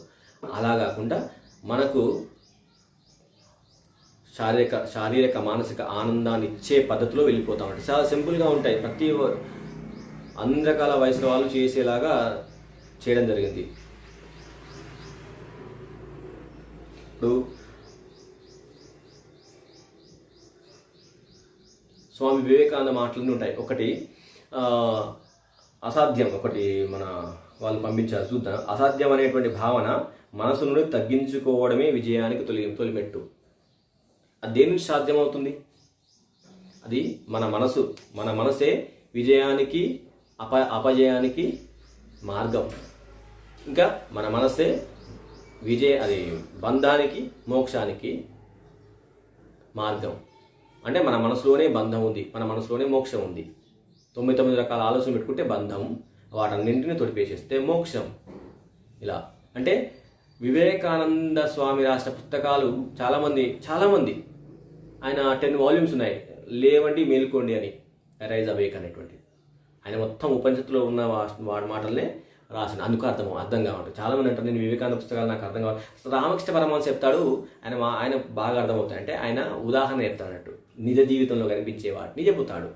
వివేకానంద స్వామి ఉపనిషత్తులో దర్శించినవి ఆయన చెప్తాడు కాబట్టి అర్థం కావాలి. ఉపనిషత్ జ్ఞానం ఉంటేనే వివేకానంద స్వామి పుస్తకాలు చదివితే అర్థమవుతాయి. లేకుంటే ఆయన చెప్పింది ఒకటి, మనకు అర్థమయ్యేది ఒకటి, అట్లా ఉంటుంది అటు. వాళ్ళు మనకు ఒక ఇన్ఫర్మేషన్ మనకు ఆయన మనసులోంచి ఒకలా వస్తుంది, మన మైండ్లోకి ఇంకోలాగా వెళ్ళిపోతుంది. అయ్యో నాకేం అర్థం కావట్లేదు పక్కన పెట్టేసేస్తాం. అట్లా కాకుండా మనం అవి అర్థం కావాలంటే ఏమో చెప్పాలా, ఆ వివేకానంద స్వామి పుస్తకాలు అర్థం కావాలంటే, ఉపనిషత్ పుస్తకాలు అర్థం కావాలంటే ఈ మార్గంలో వెళ్ళండి. లూజనింగ్ ఎక్సర్సైజ్, బ్రీదింగ్ ఎక్సర్సైజెస్, ఆసనాలు, ప్రాణాయామ, ఈ త్రాటకం, ఇట్లా ఈ క్రియలు. అంటే దీంట్లో ప్రత్యాహారం, అట్లే ధారణ, తర్వాత ధ్యానం కంటిన్యూ అయిపోతుంది. ఇది చేసుకున్న తర్వాత ఆటోమేటిక్గా మీరు ఏ స్థితిలో ఉన్నారో అక్కడే ఉండండి అంతవరకు. అది నేను ఈ స్థితికి చేరుకున్నానని చెప్పడానికి లేదు. అది నేను పలానా ధ్యాన స్థితికి చేరుకున్నాను, ధ్యాన స్థితిలో ఉన్నాను అని అనం కదా. అది ఎవరి స్వానుభవం, ఎవరిది వాళ్ళకే ఉంటుంది ఆ టైంలో. అలాంటి స్థితికి మీరు చేరుకున్న తర్వాత ఖచ్చితంగా మీరు ఆ పుస్తకాలు తిరిగేయండి ఒక్కసారి. అంటే వివేకానంద స్వామి బుక్స్ నాకు అనిపించింది అనుకోండి, ఆ బుక్ తిరిగి అప్పుడు అర్థమవుతుంది, ఖచ్చితంగా అర్థమవుతుంది. అన్ని పుస్తకాలు అర్థమవుతాయి మనకు. అవి మనం సాధన చేస్తున్నాం అంటే మన మనసులో 99 రకాల ఆలోచనలన్నీ పక్కన పెట్టేసేస్తే ఆ ప్యూర్, ఆ శుద్ధమైనటువంటి ఆ ప్యూర్ ఇన్ఫర్మేషన్ మనకు మంచిగా అర్థమవుతుంది. అక్కడ చదువుతున్నాం కదా, ఆ చదువుతున్నంతసేపు కూడా మీకు అక్కడ ధ్యానం కొనసాగుతూనే ఉంటుంది. అప్పుడు మీకు అర్థం కానీ కళ్ళు మూసుకున్నా తెరిచినా కూడా యోగా అంటే, నేను కళ్ళు మూసుకున్నా తెరిచినా కూడా అసలు జరుగుతున్నదంతా ధ్యానమే. ధ్యానంలోనే ఈ సమస్త విశ్వం ఉన్నది. ఎంత పెద్ద ధ్యానం చూడండి. ఒక గ్రహాన్ని ఇంకో గ్రహం తగలకుండా 24 గంటలు ఇలా 365 అలా అన్ని సెట్ చేసి పెట్టేసింది. ధ్యాన పద్ధతిలో కాకపోతే ఇంకేంటి? ఒకసారి విశ్వాన్ని గురించి ఆలోచించండి. ఎప్పుడు మన బాడీ అనుకోదు. ఎప్పుడు ఇది తింటే నాకు అది నా శరీరంలో కొలెస్ట్రాల్ తగ్గుతుంది, ఇది తింటే పొట్ట వస్తుంది, ఇవన్నీ ఎందుకు అని ఏది పడితే తినండి. కాస్త అది రాకుండా ఉండాలంటే ఏం చేయాలో తెలుసు, కానీ చేయకుండా సోమరిగా కూర్చుంటాము, అంటాం. ఎప్పుడు పొట్ట పట్టుకొని ఇగో పొట్ట వస్తుంది పిచ్చి పిచ్చి మాట్లాడగలరు. పొట్ట పట్టుకొని ఊపితే తగ్గుతుందా? చేస్తే తగ్గుతుంది, కానీ చేయాల్సిన అవసరం కొంచెం చేయాలి. జాగింగ్ చేయరు, వాకింగ్ చేయం, ఏంటి ఇంట్లో కూర్చొని ఎప్పుడు చేలు కూర్చొని ఊపుకుంటా తగ్గాలంటే ఎట్లా తగ్గుతుంది? అవి సాధన చేస్తూ ధ్యానం అంటే నచ్చిన ప్రదేశాన్ని ఊహించండి. నచ్చిన ప్రదేశం అంటే ఈ ప్రపంచంలో ఆకాశం అంత గొప్ప ప్రదేశం ఇంకెక్కడ లేదు. అది శుద్ధమైంది. అది దాంట్లోనే అశుద్ధం ఏమైనా వచ్చేసినాయి అండి. దాంట్లోనే మనసు వచ్చింది, దాంట్లోనే ఇగో ఈ మేఘాలు, ఈ భూమి, దాంట్లోనే ఈ శరీరం, దాంట్లోనే పిచ్చి పిచ్చి ఆలోచనలు. కాబట్టి ఒక్కసారి రాత్రి అది చీకటి పడ్డాక బయటికి వెళ్ళేసి ఒక్కసారి ఆకాశాలలో చూడండి, అంతమైనటువంటి ఈ విషయం ఎంత కనిపిస్తుంది. ఒకదాన్ని ఒకటి తగలకుండా ఎంత ఉంటున్నాయి. ఈ ఆలోచన చేస్తూ పోతుంది. ఎంత గొప్ప ధ్యానం అది. అంటే పరమాత్మ ధ్యానంలో ఉన్నాడు, మనం పరధ్యానంలో ఉన్నాం. ధ్యానంలో ఉన్నాడు కాబట్టి ఇట్లా జరుగుతుంది, ఇట్లాగే ఉంటుంది. కొన్నాళ్ళైన తర్వాత ఇవన్నీ వెళ్ళిపోతాయి. అన్నీ నేను రాసాను కదా, చూపించిన. ఇప్పుడు ఖాళీగా ఉంది. ఆకాశం అలాగే ఉంటుంది, ఎప్పటికీ పోదు. ఆ చుక్కలు పోతాయి, ఎన్ని కోట్ల సంవత్సరాల తర్వాత చుక్కలు పోతాయి, ఈ భూమి పోతుంది. కనీసంగా మళ్ళీ కొత్త రకమైన సృష్టి మళ్ళీ చేసుకొస్తాడు ఆయన. ఇది అకారం, ఉకారం, మకారం. ఓం సృష్టి బ్రహ్మ, స్థితి విష్ణు, ప్రళయం ఈశ్వర. ఇలా జరుగుతూనే ఉంటాయి. సృష్టి ఇప్పుడు మనం స్థితిలో ఉన్నాం అంటూ, లయం జరుగుతుంది ఎప్పటికప్పుడు. సృష్టి అయిపోయింది కదా, స్థితిలో ఉన్నాం. లయం ఫ్యూచర్, ఇలా అయిపోయింది, మళ్ళీ శుద్ధి. ఇలాగే జరుగుతుంది. ఈ బ్రహ్మాండం అంతా ఖాళీ చేసేస్తాడంటారు, తుడిపేస్తాడు మొత్తం అంతా. దాన్ని మహాప్రళయం అంటాం. మహాప్రళయంలో అన్ని గ్రహ నక్షత్రాలు అన్నీ పోతాయి, ఈ శరీరాలు అన్నీ పోతాయి, కడిగేసేస్తాడు. ఒక కడాయి ఉందా, కడాయిలో అప్పలు చేసిన తర్వాత ఏం చేస్తాం, ఆ నూనె తీసేసి కడిగేసేస్తాం కదా, నీట్గా కడిగేసి అక్కడ బోలిచ్చేస్తాం. ఈ ఆకాశాన్ని బోలించేటువంటి ఆ కడాయి ఈ ఆకాశం అన్నట్టు, అది ఒక్కటే ఉంటుంది. అన్నీ నీట్గా వేసేస్తాం, అడవడేసేస్తాం, అన్నీ అడవడేసేస్తాం, అట్లా అన్నట్టు. అది మహాధ్యానం. ఎంత గొప్ప స్థితి అది. అది బ్రాహ్మీ స్థితి, గొప్ప స్థితి అసలు. అన్ని తీసేసిన తర్వాత అట్లాగే మన మనసులో కూడా ఆలోచన అన్నింటినీ తీసిన తర్వాత మనమే మిగులుతాం, మనం మాత్రమే ఉంటాం. అప్పుడు శరీరం కూడా ఉండదు. నేను శరీరం అనేటువంటి భావన కూడా పోతుంది. రమణ మహర్షి ఆ స్థితిలో ఉన్నాడు. అందుకోసమే అంతమంది మహనీయులని కాదని రమణ మహర్షి కోట్స్ స్టేటస్లో వస్తాం వాట్సాప్లో. ఎన్ని ఉంటాయి? చాలా ఉంటాయి. అంటే ఆయన స్థితి అది. మనము ఫార్వర్డ్ చేసుకుంటాం అంతే. ఇది బాగుందని స్క్రీన్ షాట్ తీయాలన్నాయి, పంపాలన్నాయి, అంతే. వాళ్ళు చదవరు. నాకు తెలిసి ఇంకా స్క్రీన్ షాట్ తీసేటోళ్ళు కూడా ఆలోచించరు. పంపించేసేస్తే ఆయన గురించి గొప్ప అనుకుంటారని. అట్లా సొంతంగా ఆలోచించేమని చేయొచ్చు. మనం మన సొంతంగా ఒక క్రియేట్ చేయాలి. మన సొంతంగా మన భావాన్ని నలుగుతో వ్యక్తం చేసుకుందాం. మన మనసు నుంచి వచ్చిన మాట అంటే ఒకటి ఫాలో మంచి మాట అయితే ఓకే. అది మనకు అర్థమైన తర్వాత, మనం అర్థం చేసుకున్న తర్వాత ఇది బాగుంది అని మనం మిత్రులకు షేర్ చేస్తాం అనుకో, ఇది బాగుంది కదా అంటే దాని గురించి డిస్కస్ చేసుకోవాలి. అది ఒక ధ్యానం జరుగుతుంది. అంతే. ఈ పుస్తకం ఆ పుస్తకం చదువుతాను కాకుండా ఇట్లాంటివి చేసుకోవచ్చు. రమణ మహర్షి మాటలే కానీ రామకృష్ణ పరమహంస మాట చాలా సింపుల్గా ఉంటాయి. అసలు అది నిజ జీవితంలో జరిగేటట్టు అట్లా కనిపిస్తుంటాయి. అవి చాలా రమణ మహర్షి మాట ఎట్లా అంటే అన్ని తీసేసుకో, నువ్వు పోయి ఉండు. మన రామకృష్ణ పరమహంస మాట ఏంటంటే నువ్వు ఏది తీసేసుకోకున్నా కూడా దేవుడు తీసేసుకోకు నీ మనసులోకి వెళ్ళి. అది అన్ని తీసేసుకో అంటే అక్కడ మిగిలేది నేను. అంటే అహం కూడా వచ్చేది. ఏది అహంకారం, పనికిమాలిన అహంకారం వదిలేసేసి పూర్ణ అహంకారం మిగులుతుంది. ఇక్కడ మన రామకృష్ణ పరమహంస ఏంటంటే పూర్ణ అహంకారాన్ని పరమాత్మతో నింపేసేయి. ఇదో ఖాళీగా ఉంచు, అక్కడనేమో నింపు. ఏ భావన? ఆ పరమాత్మ భావంతో నింపు. అది రెండు ఒకటే. కాకపోతే అక్కడ భక్తి, ఇక్కడ జ్ఞానం. అది జ్ఞాన భక్తి, అది భక్తి జ్ఞానం. అట్లా అర్థం కావాలి. వాళ్ళు మనకిచ్చేటువంటి గ్రంథాలలో వాళ్ళు చెప్పే మాటల్లో వాళ్ళు మనకు అర్థం కావాలి. ఇప్పుడు వివేకానంద ఏంటంటే మహాయోగి, ఆయన జ్ఞాని. భక్తి కనిపించదు కానీ భక్తుడు, మహాభక్తుడు కనిపించదు. కానీ ఆయన వేదాంతం శంకరాచార్య భాషతో బాగా చదివినట్టు. అందుకోసం అని చెప్పి సమాజ స్థితికి ఎంత బాగా ఈ భైరవ ముద్ర వేస్తారు, చాలా బాగా, ఎంత హాగా. ఈ ముద్ర వేయగానే మనకు ఒక వలయం వస్తుందంట. వస్తుందో రాదో అనవసరం, అది మనకు కనిపించదు. లేని మాటలు, కనిపించిన మాటలు మాట్లాడుకోవద్దు. ఈ ముద్ర వేసేస్తే కాస్త మనసు నిలకడగా ఉంటుంది. వలయం అవి ఇవి ఏం ఏర్పడవు. ఈ పెద్ద వలయం ఆల్రెడీ అనంతమైన వలయం ఉంది. మన పెద్ద వలయంలో చెప్పుకొని ఉన్నాం మనం. ఆ వలయంలోకి వెళ్ళి బయటపడడం కోసము మనం సాధన చేయాలి. కానీ పెద్ద వలయం మనకి చిన్న చిన్న వలయాలు మనకెందుకు? ఇలా వెళ్ళిపోయి ఇట్లా కూర్చుంటాడు. ఎంత హాయిగా ఉంటాడు ఆయన చూడండి, ఇలా చూస్తుంటాడు ముక్కుని. ఆ ఫోటో చూడండి. ఆ ధ్యానం మనం చేద్దాం అనుకున్నప్పుడు ఆ వివేకానంద స్వామి ఆ కళ్ళు ఎలా పెట్టారో ఒకసారి చూడండి. ఆయన ముద్ర ఎలా పెట్టారో చూడండి. సింపుల్గా పెట్టేసి ఎంత హాయిగా అంటే ఇట్లా పెట్టేసేస్తాడు. ఇలా ఇలా పెట్టేసేసి హాయిగా కూర్చుంటాడు. ఆ చూస్తున్న సేపు తెలుసా, అది అట్లా అలాంటి చూపుని మనం అనుకరించవచ్చు. అట్లాగే చూస్తుండాలి. ఎంత హాయిగా ఉంటుందంటే ఆయన ఉండి మన ముందు ఉండి మనకు ధ్యానాన్ని బోధిస్తున్నారని అనిపిస్తుంది. వివేకానందని ఫోటో చూస్తే ఇలాంటి ముద్రలు ఉన్నారు. ఫోటో నేను నెట్లో చూడండి, ఇలాంటి ఉంటుంది. పెట్టుకోండి, మీరు స్టేటస్గా పెట్టుకోండి, లేదా డీపీగా పెట్టుకోండి, లేదా మీ ఫోన్లో లాక్ స్క్రీన్ ఉంటుంది అక్కడైనా పెట్టుకోండి. ఎప్పుడు చూసినట్టు ఉంటుంది. మన ఫోటో పెట్టుకోవద్దు, అలాంటి వాళ్ళ ఫోటోస్ పెట్టుకోవడం. ఎందుకంటే అలాంటి ముద్రలో పెట్టుకోవాలంటే అట్లాంటివి పెట్టుకోండి. ధ్యానం మీద ఇంట్రెస్ట్ ఉన్న వాళ్ళు, ధ్యానం అంటే నాకు ప్రాణంతో సమానం అనేటువంటి వాళ్ళ అలా ఉన్న ఖచ్చితంగా అట్లాగే చేస్తారు. అలాంటి ఫొటోసే పెడుతుంటారు, అట్లాంటి మాటలే మాట్లాడుతుంటారు, అట్లాంటివే ప్రచారం చేస్తుంటారు. ఖచ్చితంగా వాళ్ళు ఎప్పుడు ధ్యానస్థితిలో ఉన్నట్టే, ధ్యానంలో ఉండితేనే భగవద్గీతను బోధించిండు కృష్ణుడు. తర్వాత అడిగిండు, అనుగీతల రూపంలో చెప్పాల్సి వస్తుంది, కొన్ని కథల రూపంలో చెప్పిండు. కృష్ణ నువ్వు భగవద్గీత చెప్పావు కదా, నాకేం అర్థం కాలే, మొత్తం మర్చిపోయిన మళ్ళీ అయిపోవా అంటాడు. అప్పుడు కొంచెం తిడతాడంట, మేము చూడలేదు. అనుగీతల రూపంలో చెప్తాడన్నట్టు. అంటే పూర్వకాలంలో ఒక రాజు ఉండేవాడు, ఇట్లా చెప్పగలుగుతా. నేను అప్పుడు ధ్యాన స్థితిలో ఉన్నాను, ఎప్పుడో తప్పుడు రాదు, ఆ స్థితికి నేను ఎప్పుడప్పుడు చేరలేను అంటే కృష్ణుడు ఇప్పుడు ఒక సాధారణమైన యదువంశపు మనిషిలాగా మాట్లాడాడు, మామూలు గురువులాగా అక్కడ మాత్రం జగద్గురువులాగా మాట్లాడాడు. అది భగవద్గీత. అందుకే అక్కడ చెప్పే ప్రతి మాటకు అట్లా ఎంత విలువ ఉందో తెలుసు కదా. ఒక్కొక్క శ్లోకం బాంబులాగా వెళ్ళిపోతాయి. అంత గొప్ప ఇన్ఫర్మేషన్ దాంట్లో. ఇందులో ఏముంటుంది అంటే కథలు ఉంటాయి. అందుకోసం అనుగీతలు ఎవరు చెప్పారు, అనుగీతలు బాగుంటాయి. అది కూడా అనుగీతలే. కానీ ఇంకా ఉత్తరగీత, అది ఉద్ధవగీత అని చెప్పాడు. ఉద్ధవగీత అది యోగ, అది మన ఈ భగవద్గీత కన్నా 3 రెట్లు పెద్దది. అందులో హంసగీత వస్తుంది, అందులో భిక్షుగీత వస్తుంది. ఉద్ధవగీతలో చాలా కథలు. మళ్ళీ భక్తి విధానం, జ్ఞానయోగం అంటే, రాజయోగం అంటే, జపం ఎట్లా చేసుకోవాలి, భగవంతుని ఎట్లా పూజించాలి, అన్నింటి విషయాలు దాంట్లో వచ్చేస్తాయి. యోగం, ఇవన్నీ యోగాలు. ఇవన్నీ మనకు అంటే ఏదైనా సరే అర్థం కావాలి అంటే మనం మొట్టమొదట పుస్తకాలు చదివే అదేం కాదు, మొట్టమొదటి సాధన చేద్దాం, ప్రాక్టికల్గా చేస్తూ పోతే మీకే అనిపిస్తుంది కర్మయోగం అంటే ఏంటిది, రాజయోగం అంటే ఏంటిది.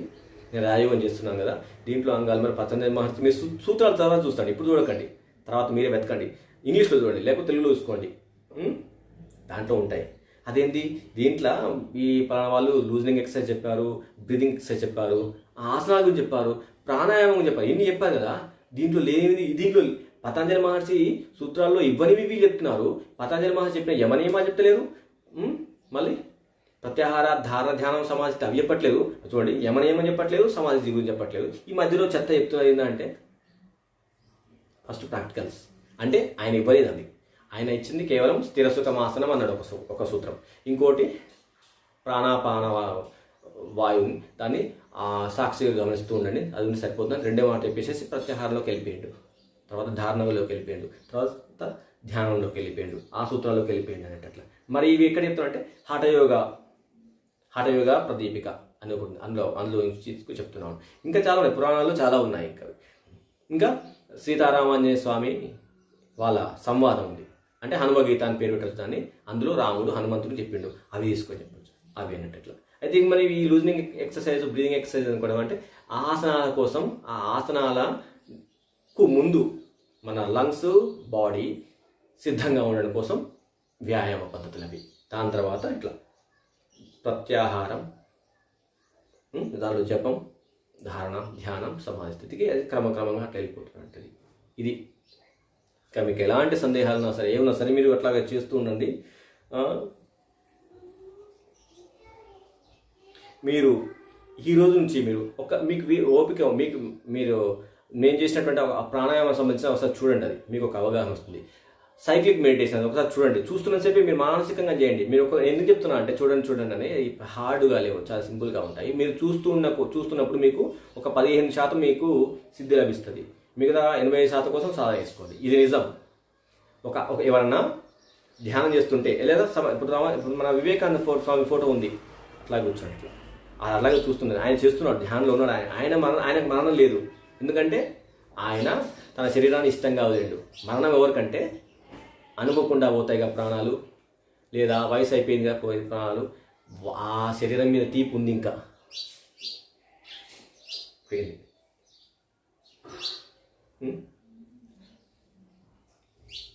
ఇట్లా అయితే ఇప్పుడు చూస్తాను ఫోటో. ఇలా ఉన్నటువంటి అట్లా చూస్తూ ఉండండి. 15% ధ్యానం చేస్తున్న ఫీలింగ్ మనకు వస్తుంది అట్లా. అయితే మనకు నచ్చినటువంటి కొన్ని ఉంటాయి వేమన పద్యాలు, అది కూడా వేదాంతమే. ఆ పద్యాలను కూడా చదువుతూ ఉండాలి. ఆ పద్యాల్లో మనకు భావన ఒకలా ఉంటుంది, కానీ ధ్యానం చేసిన తర్వాత ఆ పద్యాలు, వేమన పద్యాలు చదవండి. 2000 పద్యాలకు పైగా ఉన్నాయి వేమన రాసినవి. మా దగ్గర ఉంది, 5000 దాకా ఉన్నాయంట, కానీ 2500 పద్యాలు అయితే ఉన్నాయి. అంత వేదాంతమే, అది అర్థమవుతుంది. స్కూల్లో చెప్తారు మనకు, వేమన పద్యాలకు మీనింగ్ చెప్తారు, అది బాహ్యార్థం. అంతరార్థం వేరు, పరమార్థం అర్థమవుతుంది మనకు ధ్యానం తర్వాత. మనలోనే అంత జ్ఞానం ఉన్నది. వాటన్నింటినీ నిద్రపుచ్చేసినాం అట్లా. అది ప్రతిరోజు ఈ సాధన చేయండి. ఇలా ఆయన కూర్చోండి కొద్దిసేపు, ఇట్లా కూర్చుంటేనే అర్థమవుతుంది. వివేకానంద ఎందుకు ఇలా కూర్చున్నాడో మీకు అర్థమైపోతుంది. ఆయన కళ్ళు మూసుకోవాలి, కళ్ళు తెరిచే ఉంచాడు, కానీ 90% మూసాడు, 10% తెరిచాడు. ఆ ముక్కును చూస్తున్నాడు. అది మనలాంటి వాళ్ళ కోసమే అలాంటివి ఉంచడం జరిగింది. వివేకానందుని సంబంధించి నేను విన్నాను. వివేకానందుని జన్మ నుంచి ఆయన శరీరాన్ని వదిలిపెట్టేంత వరకు మేము 1 నెల రోజులు విన్నాం. డైలీ 30 గంటలు ఈయన గురించి తెలుసుకున్నాను. కాబట్టి వివేకానంద గురించి మాట్లాడుతుంటాను, అదే గుర్తొస్తుంటాయి అట్లది. ఇంకా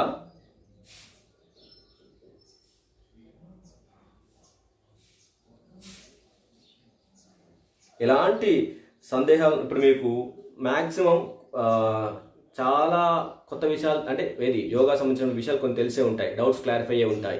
ఇంకా ఉండొచ్చు మీకు, ఇంకా క్వశ్చన్స్ ఉంటాయి, ఖచ్చితంగా ఉంటాయి. క్వశ్చన్స్ రావాలి, సాధన చేస్తున్న వాళ్ళకి క్వశ్చన్స్ వస్తుంటాయి. మీకు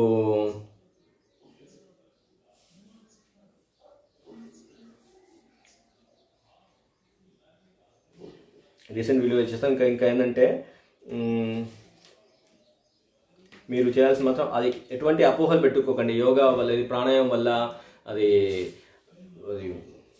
వైరస్ లోపలికి వెళ్ళిపోతుందని అలాంటి చెప్పే వాళ్ళ మాట నమ్మొద్దు. ఇంటర్నేషనల్ యోగా డే అయితే ప్రధానమంత్రి ఆయన యోగా విషయంలో మనకు యోగా డే అనేది ప్రపంచంలో ఉండాలి అని ఒకరోజు 2014లో పెట్టడం జరిగింది అట్లా. అంతకుముందు లేకుండా యోగా ఒక డే లేకపోవడం, ఇప్పుడు పెట్టినారు అట్లా. అంటే యోగా ఎన్ని వేల సెంటర్లు ఉన్నాయి, దానిపై రీసెర్చ్ కూడా జరుగుతున్నాయి. నాసా వాళ్ళు యోగా చేయదని చెప్పేటోళ్ళు, వాళ్ళు రీసెర్చ్ చాలా బాగుంటుంది కదా, అందరు నమ్ముతారు కదా నాసా వాళ్ళు చెప్పిన మాట. అందుకే వాళ్ళు డైరెక్ట్ ఇప్పుడు ఎక్కడికైనా అక్కడికి పోయి చూసి వస్తారేమో కదా, కాబట్టి వాళ్ళు చెప్తే నమ్ముతారు కదా. మరి వాళ్ళు యోగాకు ఏ లెవెల్లో ఇచ్చారు తెలుసు కదా. యోగా అంటే అంతే, అది అల్టిమేట్ లెవెల్ తీసుకెళ్ళేది, అన్నింటికన్నా గొప్పది, అది శాస్త్రాలకు అందనేటువంటి దివ్యమైనటువంటి మార్గం అని చెప్పేసి అని వాళ్ళే చెప్తారు అట్లా. కాబట్టి ప్రతిరోజు ఒక పద్ధతిలో వెళ్ళిపోండి. ప్రాణాయామం ఖచ్చితంగా చేయండి. డైరెక్ట్గా ధ్యానం అనేది కాకుండా ప్రాణాయామం చేయండి. ప్రాణాయామం చేసిన తర్వాత ధ్యానంలోకి వెళ్ళిపోయి ఆసనాలు చేసేవాళ్ళు లూజింగ్ ఎక్సర్సైజ్ చేస్తూనే ఉంటారు కదా, కేవలం ఆ లూజింగ్ ఎక్సర్సైజ్ ఆసనాలు కాకుండా ప్రాణాయామం వరకు వెళ్ళండి. ఆ తర్వాత కొంతసేపు జపం చేయండి. సిగ్గుపడతాము కదా, మన వాళ్ళు ఓంకార జపం చేస్తుంటే వాళ్ళు ఏం చేస్తారు, నవ్వుతుంటారు అట్లా. వాళ్ళు తెలియదు, పాడు తెలియదు, ఓంకార జపం చేస్తూ నవ్వుతుంటారు. కోఆపరేట్ చేయండి. వాళ్ళు చేసి ఓంకార జపం చేస్తుంటే డోరన్న పెట్టదు. మీరు జపం చేయకపోండి, మీ కర్మ అది. డోర్ పెట్టామని చెప్పండి, లేదా మనం డోర్ పెట్టేసుకుందాం. ఎందుకంటే ప్రతి మనిషి తన కోసం తాను వచ్చాడు, అంతే కదా. నా కుటుంబం అందరం కలిసి చనిపోవాలి. ఒక్కసారి నా కుటుంబం నాది అనుకుంటే, నాది అంటే ఒకటి, నా శరీరం కూడా కాదు. నాది అంటే నేనే, అంతే. నాది అంటే నా బంధువులు కాదు. మాది అంటే మాది కాదు, నాది. నాది అంటే నాది కాదు, నేనే. నేను అంటే నా శరీరం కాదు, నేనే. ఇది ప్రతి వారు ఎవరి శరీరాన్ని, ఎవరి మనస్సుని వాళ్ళే నియంత్రించుకోవాలి, ఎవరికి వారే ఆరోగ్యంగా ఉంచుకోవాలి. ప్రతిరోజు యోగా డేనే పెట్టుకోండి. 360 రోజులకు ఒక్కసారి వచ్చే యోగా డే కాదు. నేను పట్టించుకోండి, ఇట్లా డేస్ అంటే నాకు నచ్చదు. ఇది ఒకటి అంటే ఈరోజు మాట్లాడాలి కాబట్టి ఇది ఒక సందర్భం అంతే. మిగతా అంతా సాధన చేయాలి. ఏదో అందరిలాగా నేను కూడా పిలుస్తారు, అందరం కలిసి 108 సూర్య నమస్కారం చేద్దామని. నేను సూర్య నమస్కారం మాట చెప్పినా ఇప్పుడు చెప్తున్నాను సూర్య నమస్కారం అని. అందరికీ తెలుసు, అందరూ చూస్తారు, ప్రతి వాళ్ళు తెలుసు. ఈ రోజు కూడా సూర్య నమస్కారాలు చేస్తూ పోతే కాదు, ఆ ఇన్ఫర్మేషన్ ఎట్లా తెలుస్తుంది? మీరు యూట్యూబ్లో సూర్య నమస్కారం కొట్టండి, అన్ని రకాల సూర్య నమస్కారం, చంద్ర నమస్కారాలు కూడా ఉన్నాయి. చాలా మందికి తెలుసు, తెలియదు అనుకుంటా. సూర్య నమస్కారాలు కాదు, చంద్ర నమస్కారం కూడా తయారు చేశారు. ఈ కొనాలు పోతే భూమి నమస్కారం కూడా వస్తున్నాయి. అది కాదుగా మనకు కావాల్సింది. సూర్య నమస్కారం చేయండి, మంచిది, చాలా మంచిది. అన్ని ఆసనాలు కలిసి వస్తుంది దాంట్లో అంటారు, అవి చేయండి, చేయొద్దని కాదు. అది వీడియో పెట్టేసేసి ఒక రకాల చేసుకుందామని ఆ లింక్ అందరికి షేర్ చేసేసి అట్లా చేయకుండా కాస్త ఇన్ఫర్మేషన్ మనం షేర్ చేసుకుందాం అని దానికోసమే ఇలా చేయడం జరిగింది. ఎంతసేపు అని చెప్పుకోవచ్చు, కాకపోతే ఆ ఇన్ఫర్మేషన్ కాస్త ఏంటంటే మైండ్లోకి ఇంత ఆల్మోస్ట్ ఒక నేను 2 గంటలు మాట్లాడాను. ఆ 2 గంటల్లో కనీసం ఒక 10 నిమిషాల విషయం అయినా సరే ఇన్ఫర్మేషన్ ఉంటుందంటారు. ఆ విషయాలు వాటిని అలా నిజ జీవితంలో ఉపయోగించుకొని చేస్తుంటే మనం ఖచ్చితంగా ఎప్పటికైనా సరే సిద్ధిని పొందుతాం. సిద్ధాంతము ఇలా ఉంటుంది. ఇంకా లోపలికి వెళ్ళిపోతా ఉంటే ఇంకా అదో పెద్ద దీవుల్లాగా ఉంటాయి. దాని తర్వాత సాధన, సిద్ధి ఎవరికి వారే పొందుతారు ఖచ్చితంగా. ఓ